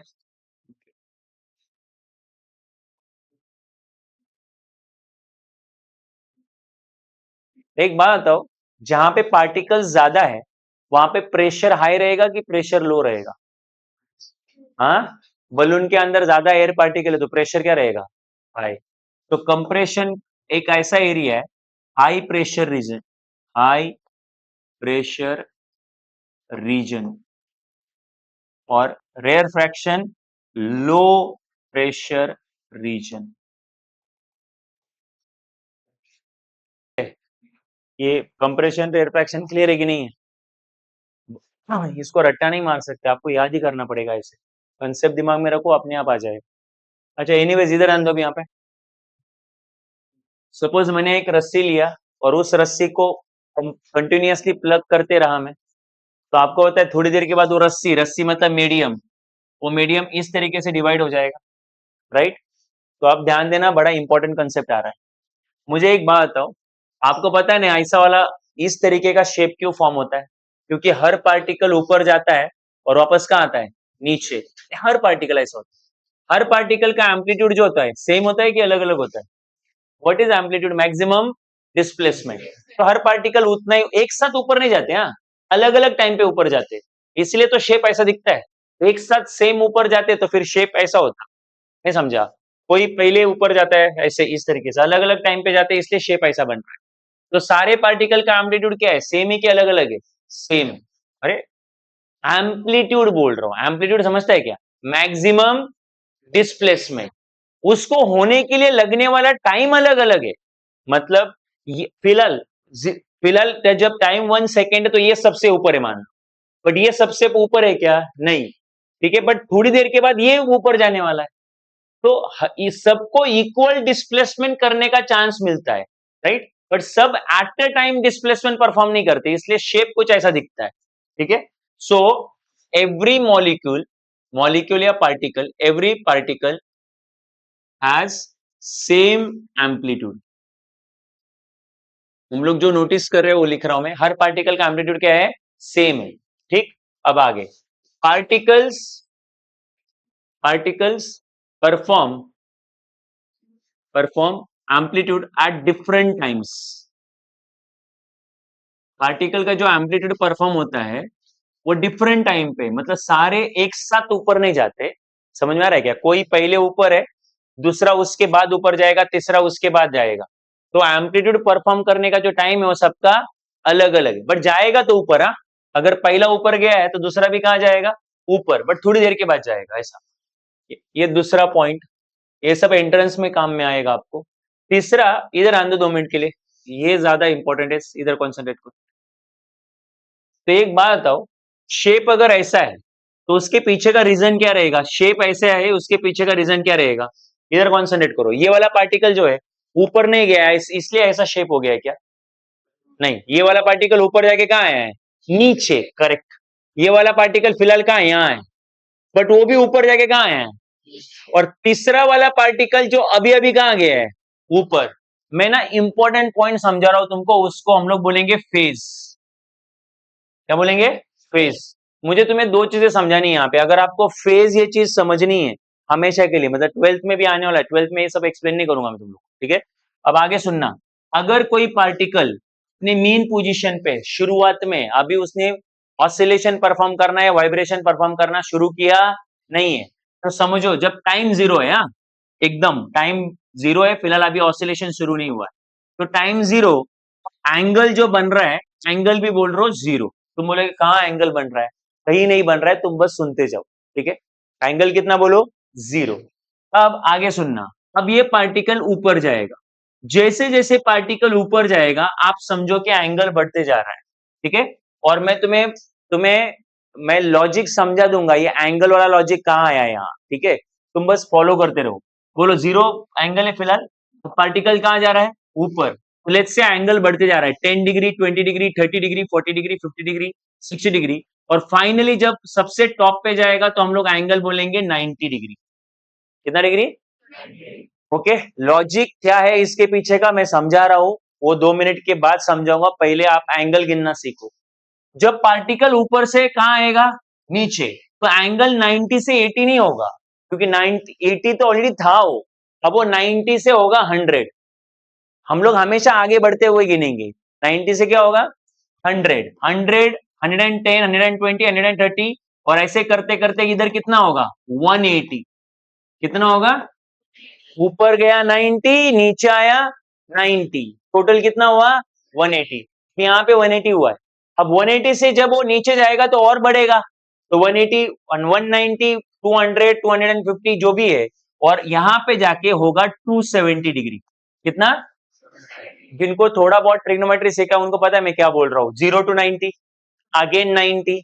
तो जैसे ऊपर एक्सट्रीम जगह पे गया तो 90 होता है, तो वैसे नीचे जाएगा तो एक्सट्रीम वो भी 90 होगा। टोटल कितने 90 हुए? 3। 1, 2, 3, 3 90 मतलब कितना हुआ? 270। और एक बार कहाँ आएगा? मतलब वापस ऊपर जाएगा, तो 270 से 280, 290 ऐसे करते करते यहाँ आएगा, तो कितना होगा? 360।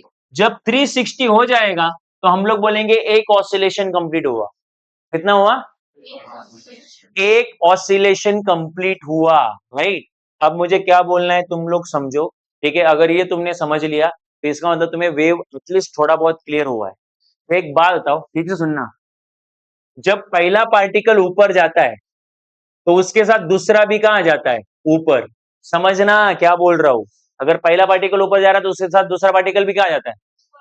ठीक है? आपको पता है कि, और फिर जब पहला पार्टिकल बिल्कुल ही ऊपर जाएगा तो थोड़ा दूसरा और ऊपर, थोड़ा तीसरा और ऊपर, और तुम्हारा रस्सी तुम्हें थोड़ा ऐसा दिखने लगेगा। थोड़ी देर देर के बाद पहला कहां आने लगेगा? नीचे, और ऊपर जाने का चांस किसको मिलेगा? फिर तीसरा और ऊपर, चौथा और ऊपर, और शेप जो है थोड़ा ऐसा दिखने लगेगा, राइट? फिर क्या होगा? थोड़ी देर के बाद पहला पार्टिकल बिल्कुल ही कहां आएगा? नीचे। फिर दूसरा आएगा नीचे, राइट? तीसरा जाएगा ऊपर, फोर्थ और ऊपर, और ऐसा कुछ।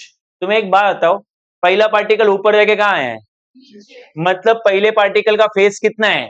180। कितना है? बट जब फेज 180 है तो वेव क्या यहीं पे है क्या? वेव कहां बढ़ा है? आगे। वेव मतलब बम्प, बम्प वही है कि आगे बढ़ा है? एग्रीड? क्लियर है? सो पार्टिकल का फेज, इधर ध्यान दो, पार्टिकल का फेज 180 हुआ तो बम्प यहां आया। अब पार्टिकल, ये वाला पार्टिकल कहां जाएगा? नीचे। फिर और थोड़ा नीचे, थोड़ी देर के बाद और नीचे जाके वापस कहां आएगा? ऊपर।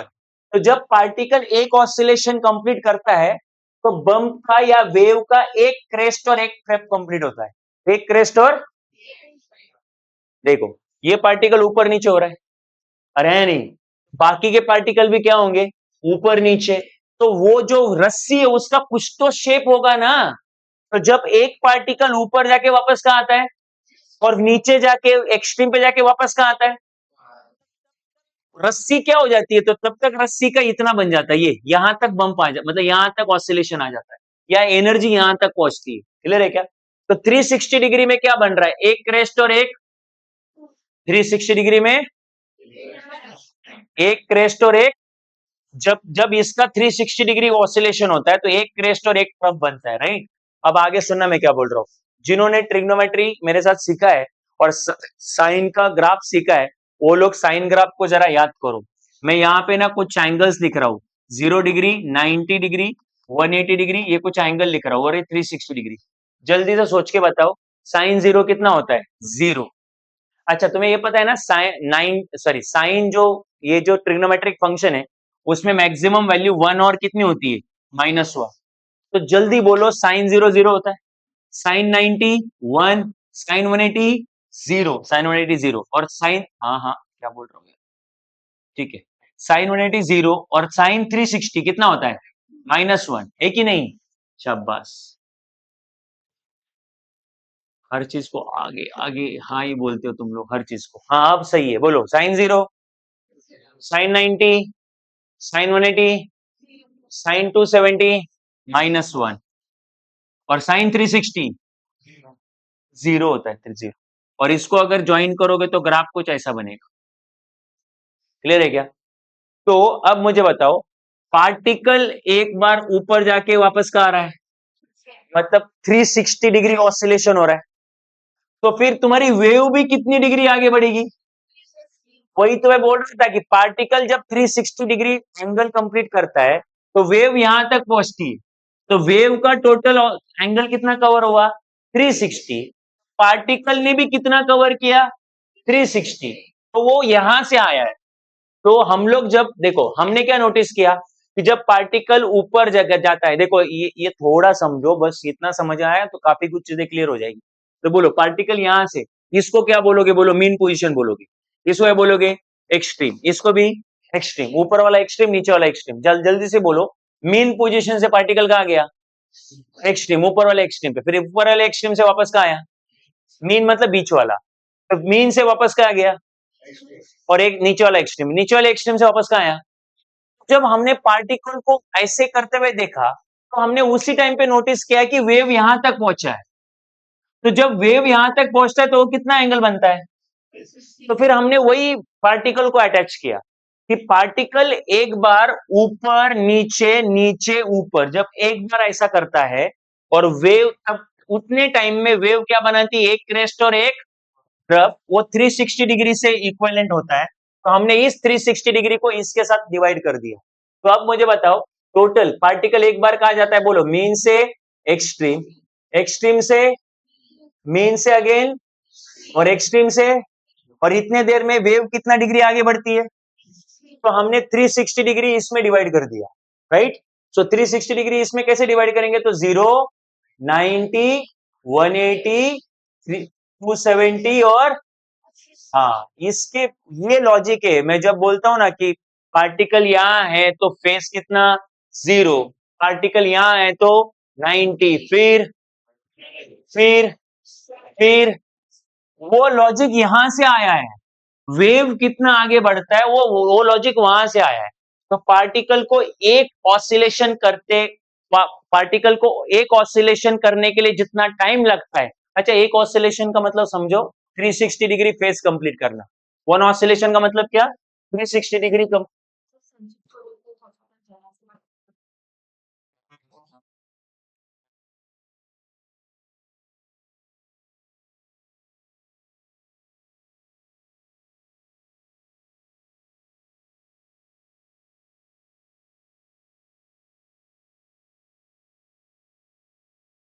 हाँ, वापस इधर आना, इग्नोर मत।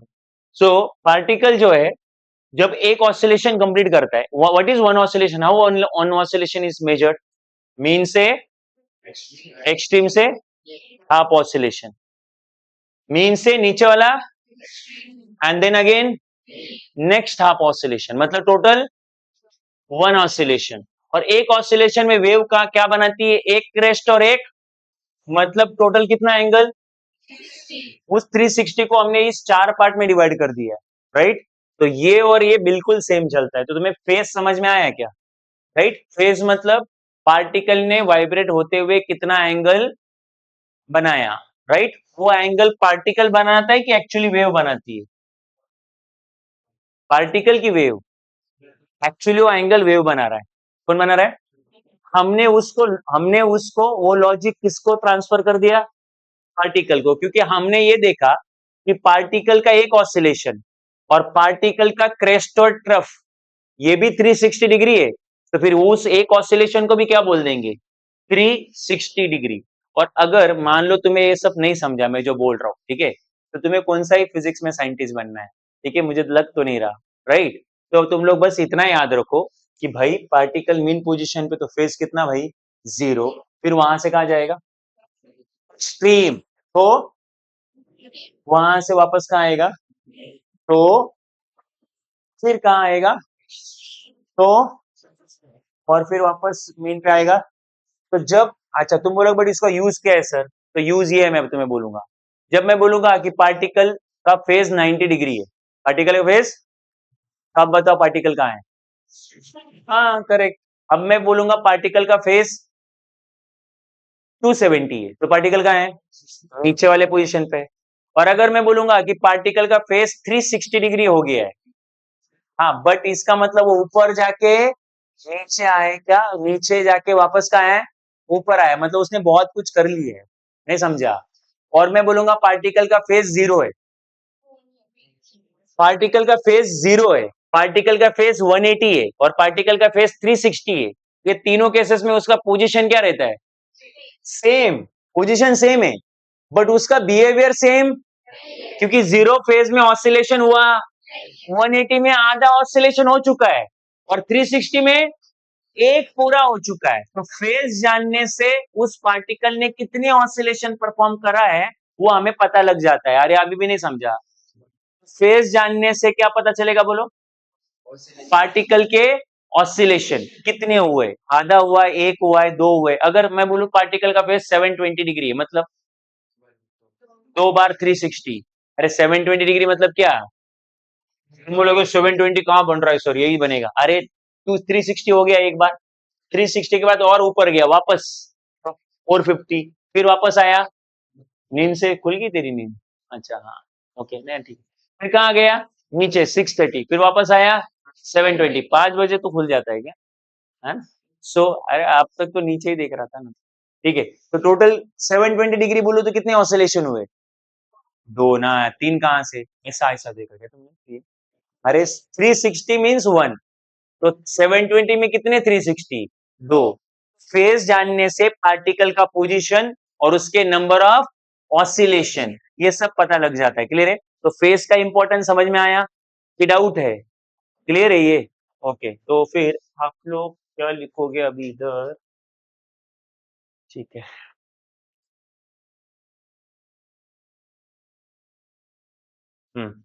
यहाँ इस तरफ ट्रांसवर्स वेव था और इस तरफ क्या था? Longitudinal wave. तो ट्रांसवर्स वेव में आगे नेक्स्ट पॉइंट लिखो। हम लोग ना कंपेयर करके पढ़ रहे हैं और साथ साथ में मैं जो भी नॉलेज वाला पार्ट है वो भी कवर करवा रहा हूँ। हाँ, सो आपने ऑलरेडी दो दो दो पॉइंट कंप्लीट कर लिए किसमें? ट्रांसवर्स वेव और पहला पॉइंट है उसका डेफिनेशन, दूसरा है एग्जाम्पल। डेफिनेशन एग्जाम्पल, तीसरा पॉइंट देख लो।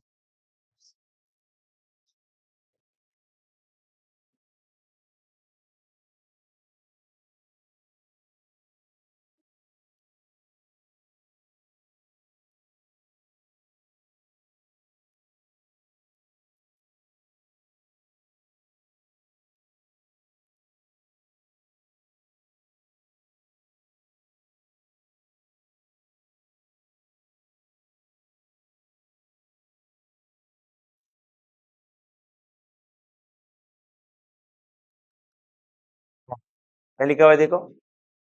When transverse wave passes through medium, medium gets divided into alternate crest and trough। और अगर यही मुझे longitudinal वेव में लिखना है तो मैं क्या लिखूंगा? जब longitudinal वेव मीडियम से पास होती है ना, तो फिर मीडियम में क्या बनता है? Alternate compression and rarefaction. हाँ, तो व्हेन longitudinal wave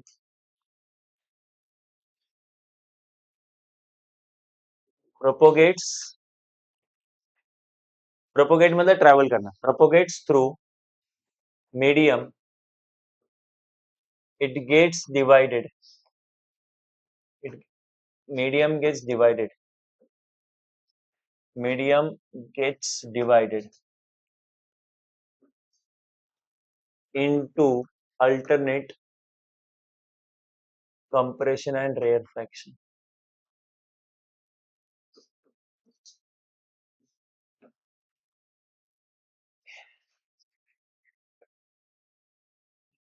अरे हुआ या नहीं? हाँ, चलो इधर आन दो अब यहाँ पे।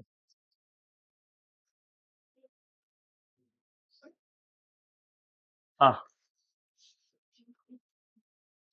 ओके, कौन सा नेट करना है यहाँ पे? ओके, सो अभी आपको ये तीन पार्टिकल को देखना है। ये फर्स्ट पार्टिकल यहाँ है, सेकेंड पार्टिकल फिलहाल यहाँ है, थर्ड पार्टिकल यहाँ है, फोर्थ यहाँ है, फिफ्थ यहाँ है, लेट्स से।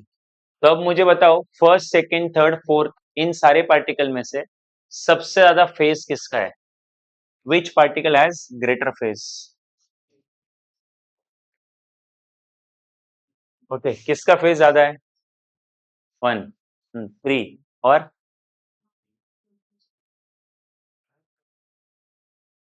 अरे किसका फेज ज्यादा है?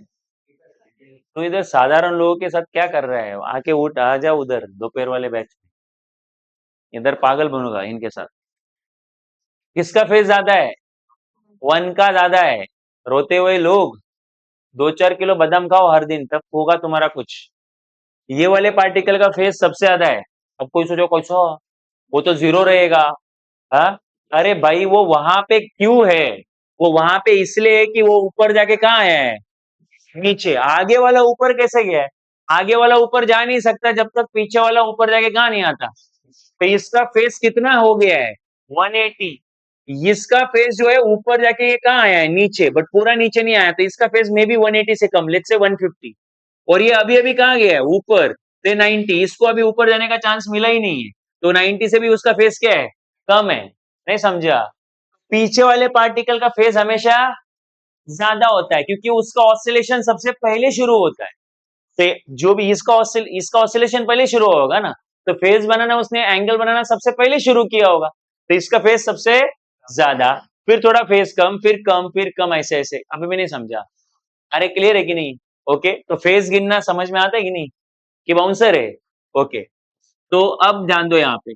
अब ये हुआ जीरो से कितना, वापस बोलो, सॉरी, ये वन क्रेस्ट और वन ट्रफ, इसको बोलते हैं one oscillation, one complete oscillation, one crest one trough. Again अभी इसको अलग कर दो, अभी इसको वापस अलग कर दो, वन क्रेस्ट वन ट्रफ, और सेम कंसेप्ट लगा दो। इसका इसका फिलहाल कितना फेज है? 180। फिर इस वाले का कितना है? 90। समझ में आता है ना? इसका तो 0 डिग्री मान दो, अभी तक वो ऊपर गया ही नहीं। अरे आया ना? मैं क्या बोल रहा हूँ सुनना, बोलो, one crest one trough, right? अच्छा, तो अब मुझे बताओ, इसका फेस कितना आपने बोला? 180। इसका इसका इसका और इसका भी। तो जिनका फेस सेम है, उनके बीच के डिस्टेंस को बोलते हैं वेवलेंथ।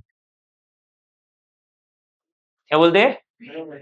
तुम्हारे टीचर्स बोलेंगे distance between two successive crest, distance between two successive trough, है ना? ऐसा बोलेंगे वो लोग, ठीक है? बट तुम्हें उसके पीछे का भी लॉजिक समझाऊंगा, बट बेसिक डेफिनेशन ये है कि जिनका फेस सेम है, उनके बीच का डिस्टेंस कितना होता है? 180 डिग्री।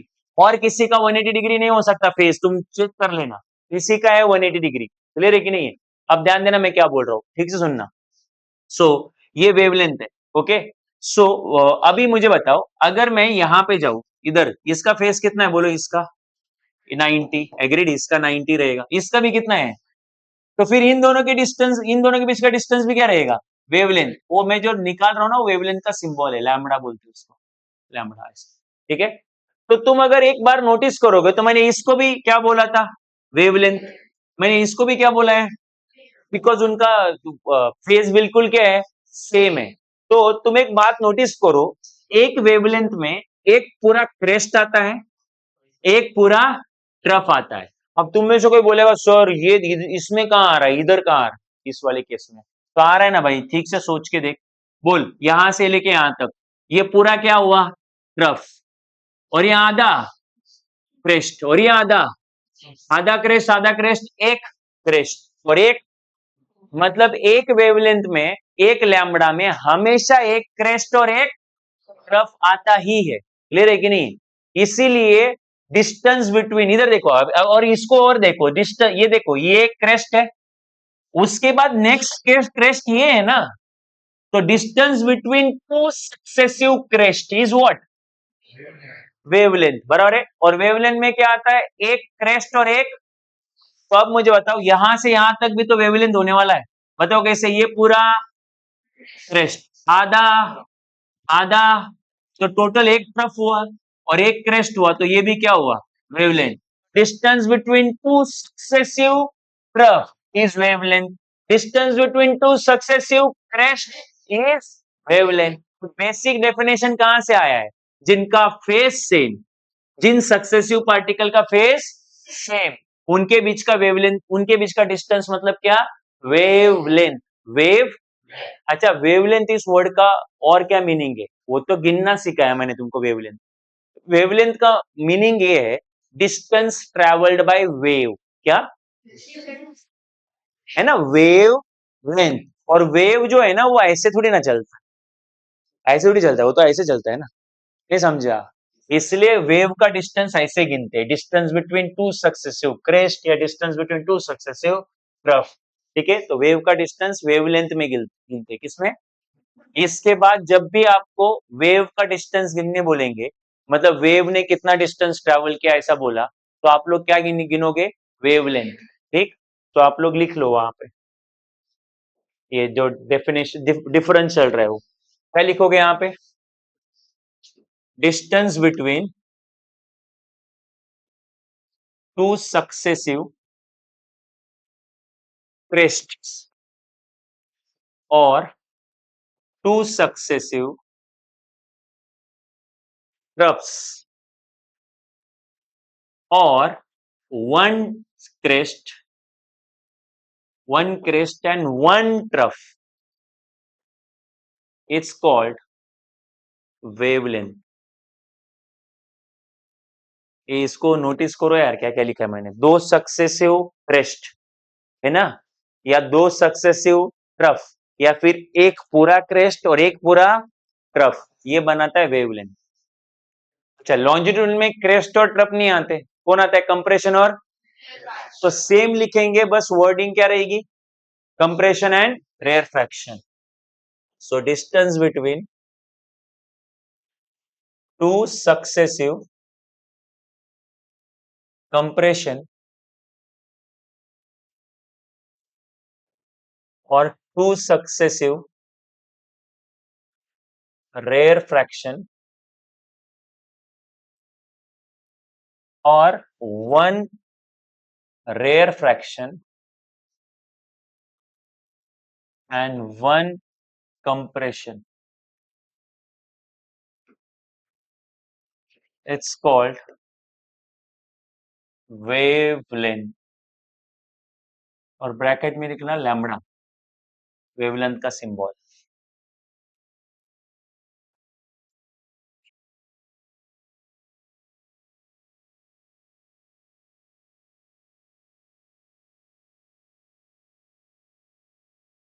और वेवलेंथ को दूसरा डेफिनेशन क्या हो सकता है बोलो, distance between two successive particles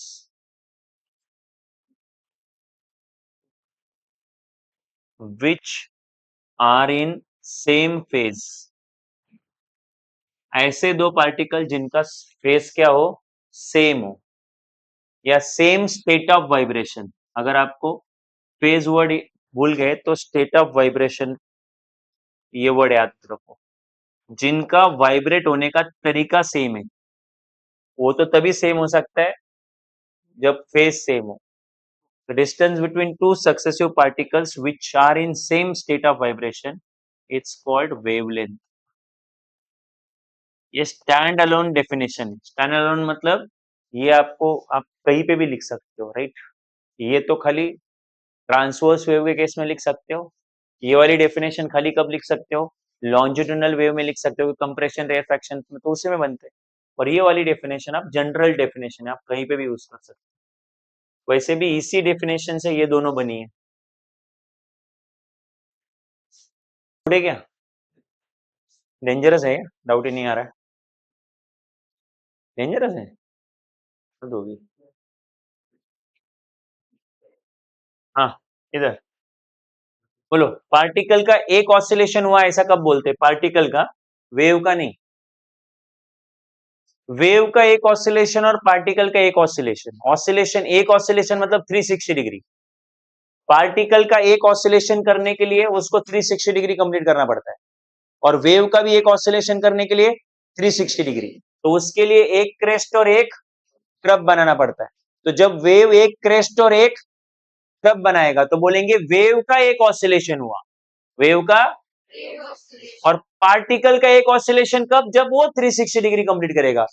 mean से एक्सट्रीम, एक्सट्रीम से मीन से अगेन, और नीचे वाले एक्सट्रीम से। That is called as one oscillation. अब आगे सुनना। पार्टिकल को एक ऑसिलेशन परफॉर्म करने के लिए जितना टाइम लगता है उस टाइम को हम लोग बोलते हैं पीरियड। क्या बोलते हैं?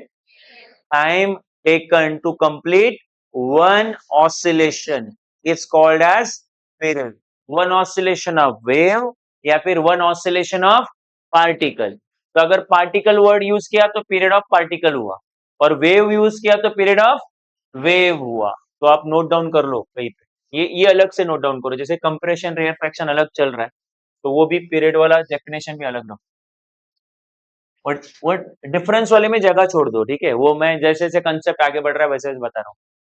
तो बोलो क्या क्या लिखेंगे हम लोग? Time taken to complete one oscillation by wave, it's called period of wave. ठीक है? बट वेव इस वर्ड के जगह पे दूसरा वर्ड क्या आ सकता है? पार्टिकल। क्योंकि जैसे वेव एक ऑसिलेशन कंप्लीट करता है वैसे पार्टिकल भी एक ऑसिलेशन कंप्लीट करता है। तो अगर आपने पार्टिकल ये वर्ड यूज किया तो फिर पीरियड भी पार्टिकल का हुआ। अरे मतलब एक ही डेफिनेशन दो बार क्यों लिखूं? याद रखो, एक तो वेव वर्ड यूज करो या फिर पार्टिकल वर्ड यूज करो। एग्जाम में particle of, sorry, period of wave बोला तो बस वेव, वही वेव वाला वर्ड यूज करके लिख दो। और एग्जाम में पीरियड ऑफ पार्टिकल पूछा तो फिर time taken by particle to complete one oscillation is called as period of particle. और पीरियड का सिंबल होता है कैपिटल टी।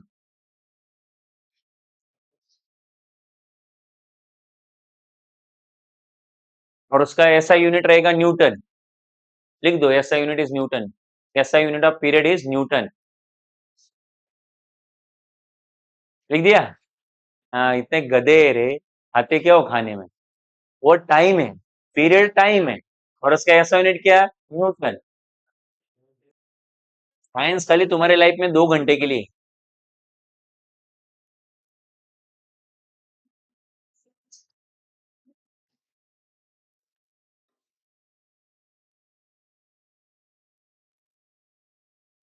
हो गया? अच्छा आगे लिखो, उसी में नेक्स्ट लिखो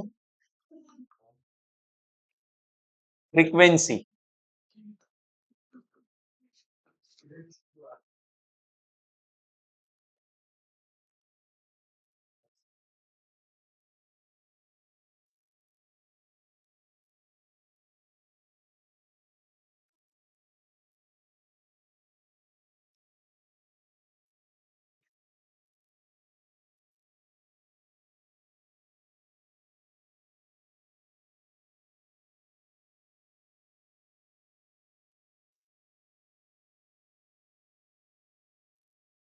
आगे फ्रीक्वेंसी ऑफ वेव या frequency of particle.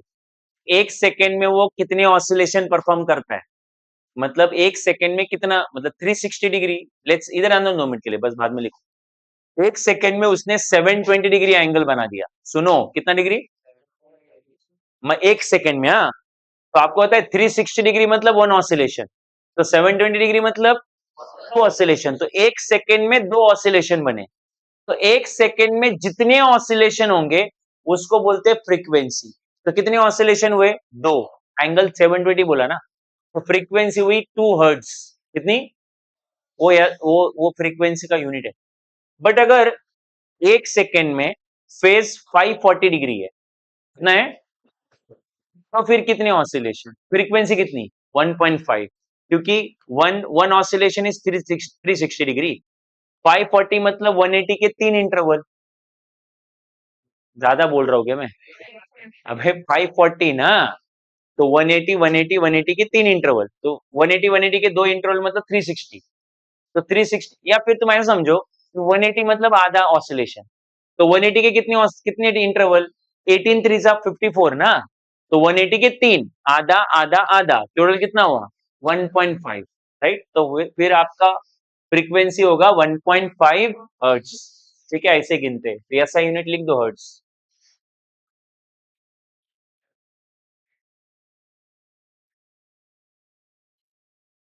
H Z.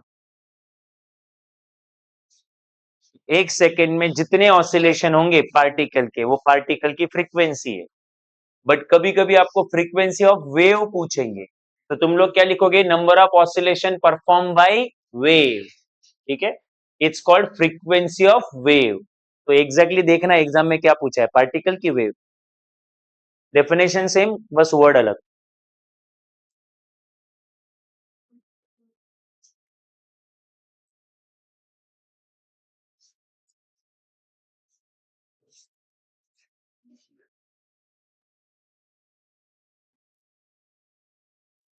हो गया? क्लियर है? इधर आन दो अभी आप।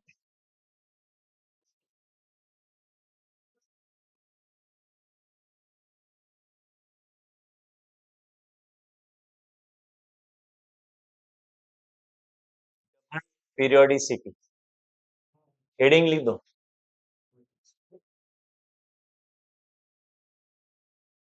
छोटा सा पॉइंट है, डबल पीरियोडिसिटी।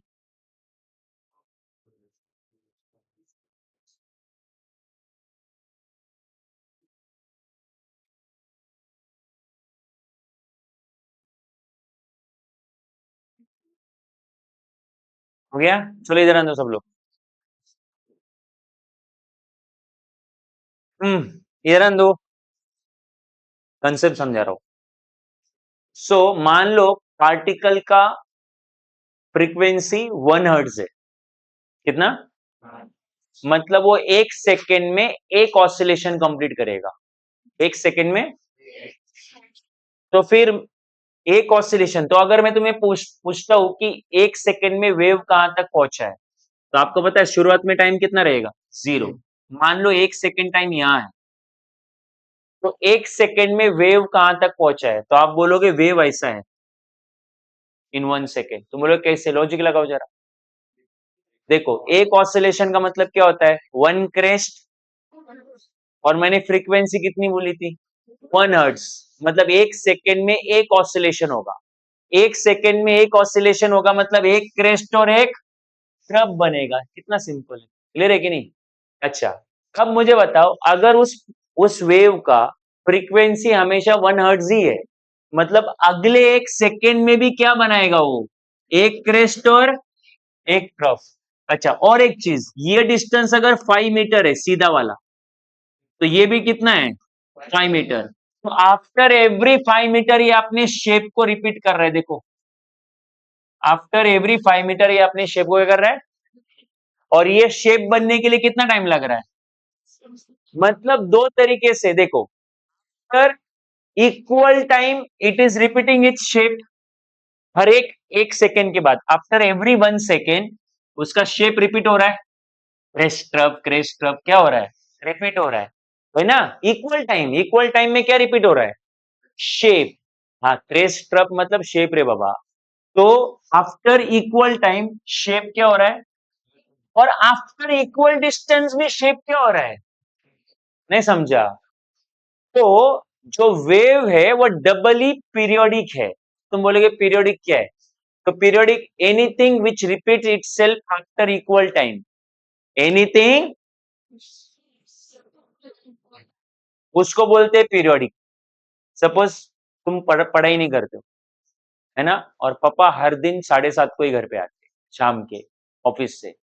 जैसे तुमको देखा तू पढ़ता नहीं, तू गधा है, तू गधा है, ठीक बोल दिया, पापा सो गए, सुबह उठ के काम पे चले गए, वापस अगले दिन कितने बजे आए, तुम घर पे ही हो, तू गधा है, तू पढ़ता नहीं, तू पढ़ने के लिए बैठ। नहीं समझा मैं क्या बोल रहा हूँ? ये हर दिन रिपीट हो रहा है, फिर तुम्हारे माइंड में बोला पीरियोडिक है ये, ये डेली का है, ऐसा मेरे लिए बोलते रहेंगे तुम लोग। सो ये डेली का है ना। Something which repeats itself after equal interval becomes periodic.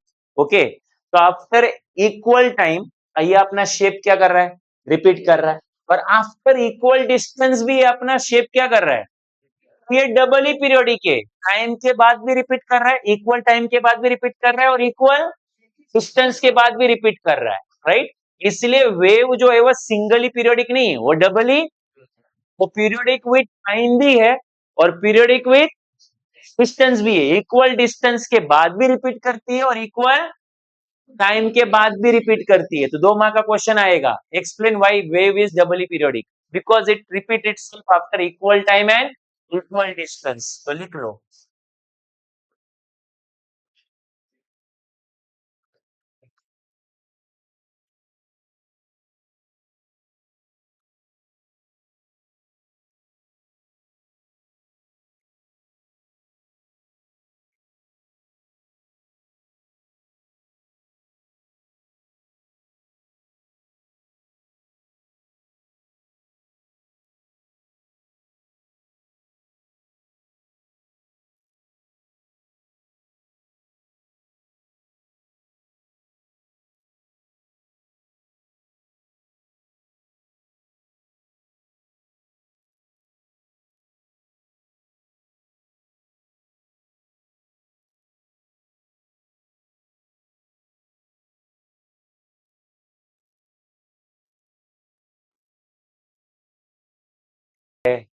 Okay, next 2 छोटे-छोटे पॉइंट है वो कवर करेंगे, फिर रुकेंगे।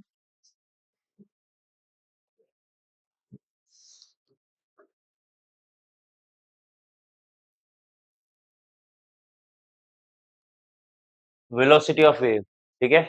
सो वेलोसिटी हमें पता है कि दैट इज डिस्प्लेसमेंट या फिर डिस्टेंस अपॉन टाइम, ठीक है। Actually velocity displacement upon time है, बट यहाँ पे डिस्टेंस लिखा तो भी चलेगा। So distance covered by wave per unit time, it's called velocity of wave. एकदम बच्चों जैसा डेफिनेशन है, वो 9-10 में भी था कि डिस्टेंस अपॉन टाइम, ठीक है। सो बोलो क्या आएगा, वेलोसिटी ऑफ वेव ऊपर आएगा डिस्टेंस कवर्ड बाय वेव, नीचे आएगा टाइम टेकन,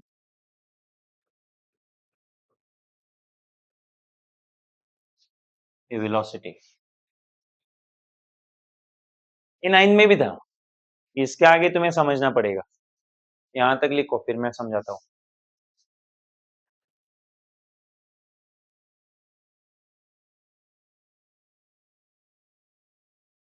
जल्दी करो, हो गया।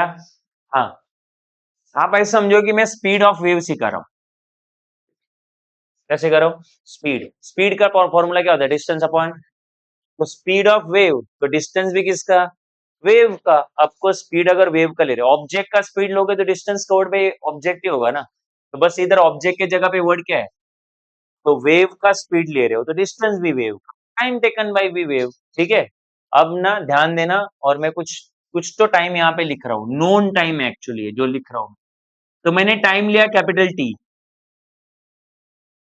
क्या टाइम लिया, कौन बताएगा कैपिटल टी कौन सा टाइम है, पीरियड। बट पीरियड मतलब क्या, time taken to complete one oscillation. One oscillation का मतलब एक क्रेस्ट, और मतलब कितना डिस्टेंस, लैम्बडा, कितना। तो अगर टाइम मैंने कैपिटल टी लिया तो डिस्टेंस मुझे क्या लेना पड़ेगा, लैम्बडा ही लेना पड़ेगा। समझा कि नहीं समझा। और आगे सुनो जरा, थोड़ा सा बाद में लिखो, इधर इधर जान दो। ये लैम्बडा को वैसे रखा मैंने, और नीचे के टी को ऐसा साइड में कर लिया, 1/t कर दिया, ठीक है। तो ये लैम्बडा वैसे रखो, 1/पीरियड है ना, ये 1/पीरियड, वो होता है फ्रीक्वेंसी। क्या होता है? फ्रीक्वेंसी के लिए सिंबल एन है इस चैप्टर में। तो फिर वेलोसिटी का फॉर्मूला हो गया एन लैम्बडा। अब मैं तुम्हें समझाता हूँ कि यार ये मैं क्या लिख रहा हूँ, ये 1/t जो है वो फ्रीक्वेंसी है, मतलब 1/पीरियड इज इक्वल टू फ्रीक्वेंसी है। इधर आना 2 मिनट के लिए। तो अगर आप देखोगे तो फ्रीक्वेंसी ऊपर है, पीरियड नीचे है, इसको बोलते हैं रेसिप्रोकल। क्या बोलते हैं? तो तुम्हारा फ्रीक्वेंसी जो है वो पीरियड का रेसिप्रोकल है, ठीक है। ऐसा मैंने क्यों बोला होगा? सिंपल है, जहां पे पीरियड ज्यादा होता है वहां पे फ्रीक्वेंसी कम होती है, और जहां पे फ्रीक्वेंसी कम ज्यादा या कम ज्यादा वटेवर उल्टा कर देना। देखो रुको मैं समझाता हूँ। हाँ, सपोज मान लो, दो एग्जांपल ले रहा हूँ, ठीक है। सो एक ऑब्जेक्ट है जिसका फ्रीक्वेंसी 2 हर्ट्ज है। कितना है? इसका मतलब क्या हुआ? नहीं नहीं, फेज के ऊपर मत जाओ, टाइम टेकन बताओ मुझे। तो अच्छा, 2 हर्ट्ज का मतलब क्या हुआ? 1 सेकेंड में 2 ऑसिलेशन। 1 सेकेंड में 2 ऑसिलेशन मतलब एक ऑसिलेशन के लिए टाइम हाफ सेकेंड। डेंजर बोला है कुछ? भाई कितना सिंपल है। पार्टिकल का फ्रीक्वेंसी मैंने बोला 2 हर्ट्ज। 2 हर्ट्ज का मतलब होता है 1 सेकेंड में 2 ऑसिलेशन, मतलब एक ऑसिलेशन परफॉर्म करने के लिए आधा सेकेंड, 0.5 सेकेंड। और एक ऑसिलेशन परफॉर्म करने के लिए जो टाइम लगता है उसको क्या बोलते हैं? पीरियड। जिसका फ्रीक्वेंसी 2 हर्ट्ज है उसका पीरियड रहेगा 0.5 सेकेंड, क्योंकि एक ऑसिलेशन के लिए 0.5 सेकेंड लग रहा है, तो दो ऑसिलेशन के लिए 1 सेकेंड, बराबर। मुझे पता है तुम्हारा ब्रेन इतना ले नहीं पाएगा। अब आगे का सुनो। दूसरा पार्टिकल है जिसका फ्रीक्वेंसी 4 हर्ट्ज है। कितना? मतलब 1 सेकेंड में कितनी ऑसिलेशन? 4। 4 है ना। आधे सेकेंड में दो, दो ऑसिलेशन। और 0.25 सेकेंड में एक ऑसिलेशन। तो एक ऑसिलेशन का टाइम क्या हुआ? 0.25 सेकेंड, बराबर है। तुमने एक बात नोटिस करी, मैंने फ्रीक्वेंसी 2 हर्ट्ज रखी तो पीरियड 0.25 हुआ, ठीक है। फिर 0.5, और फ्रीक्वेंसी मैंने 4 हर्ट्ज रखी तो पीरियड तुम्हारा 0.25 हुआ, पहले से भी कम हुआ। तो मैं फ्रीक्वेंसी बढ़ाता हूं तो पीरियड क्या होता है? तो एक बढ़ रहा है दूसरा कम हो रहा है, ये क्या है? ये तुम बोलोगे सर इनवर्सली प्रोपोर्शनल, बराबर, मुझे पता था, एक्सपेक्टेड था। इनवर्सली प्रोपोर्शनल तब बोला जाता है जब बीच में कांस्टेंट इन्वॉल्व हो। क्या इन्वॉल्व हो? इधर कोई कांस्टेंट इन्वॉल्व। तो जब एक बढ़ता है दूसरा कम होता है और बीच में कोई कांस्टेंट इन्वॉल्व, उसको रेसिप्रोकल बोलते हैं। क्या बोलते हैं?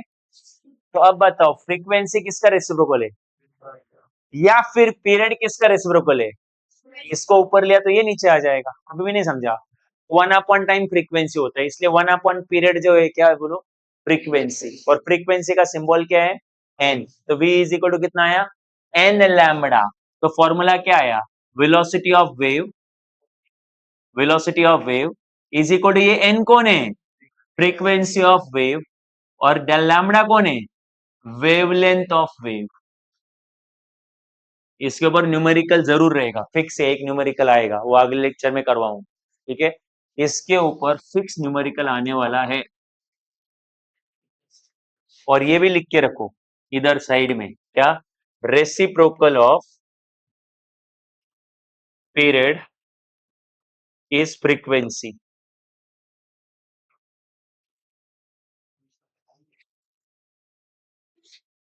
ये मुझे इंजीनियरिंग के ना फर्स्ट ईयर के फर्स्ट सेमेस्टर के वाइवा में एक क्वेश्चन पूछा था। फर्स्ट ईयर के फर्स्ट वाइवा में क्या पूछा था? क्वेश्चन पूछा था, तुम बोलो कितना इजी है। है नहीं?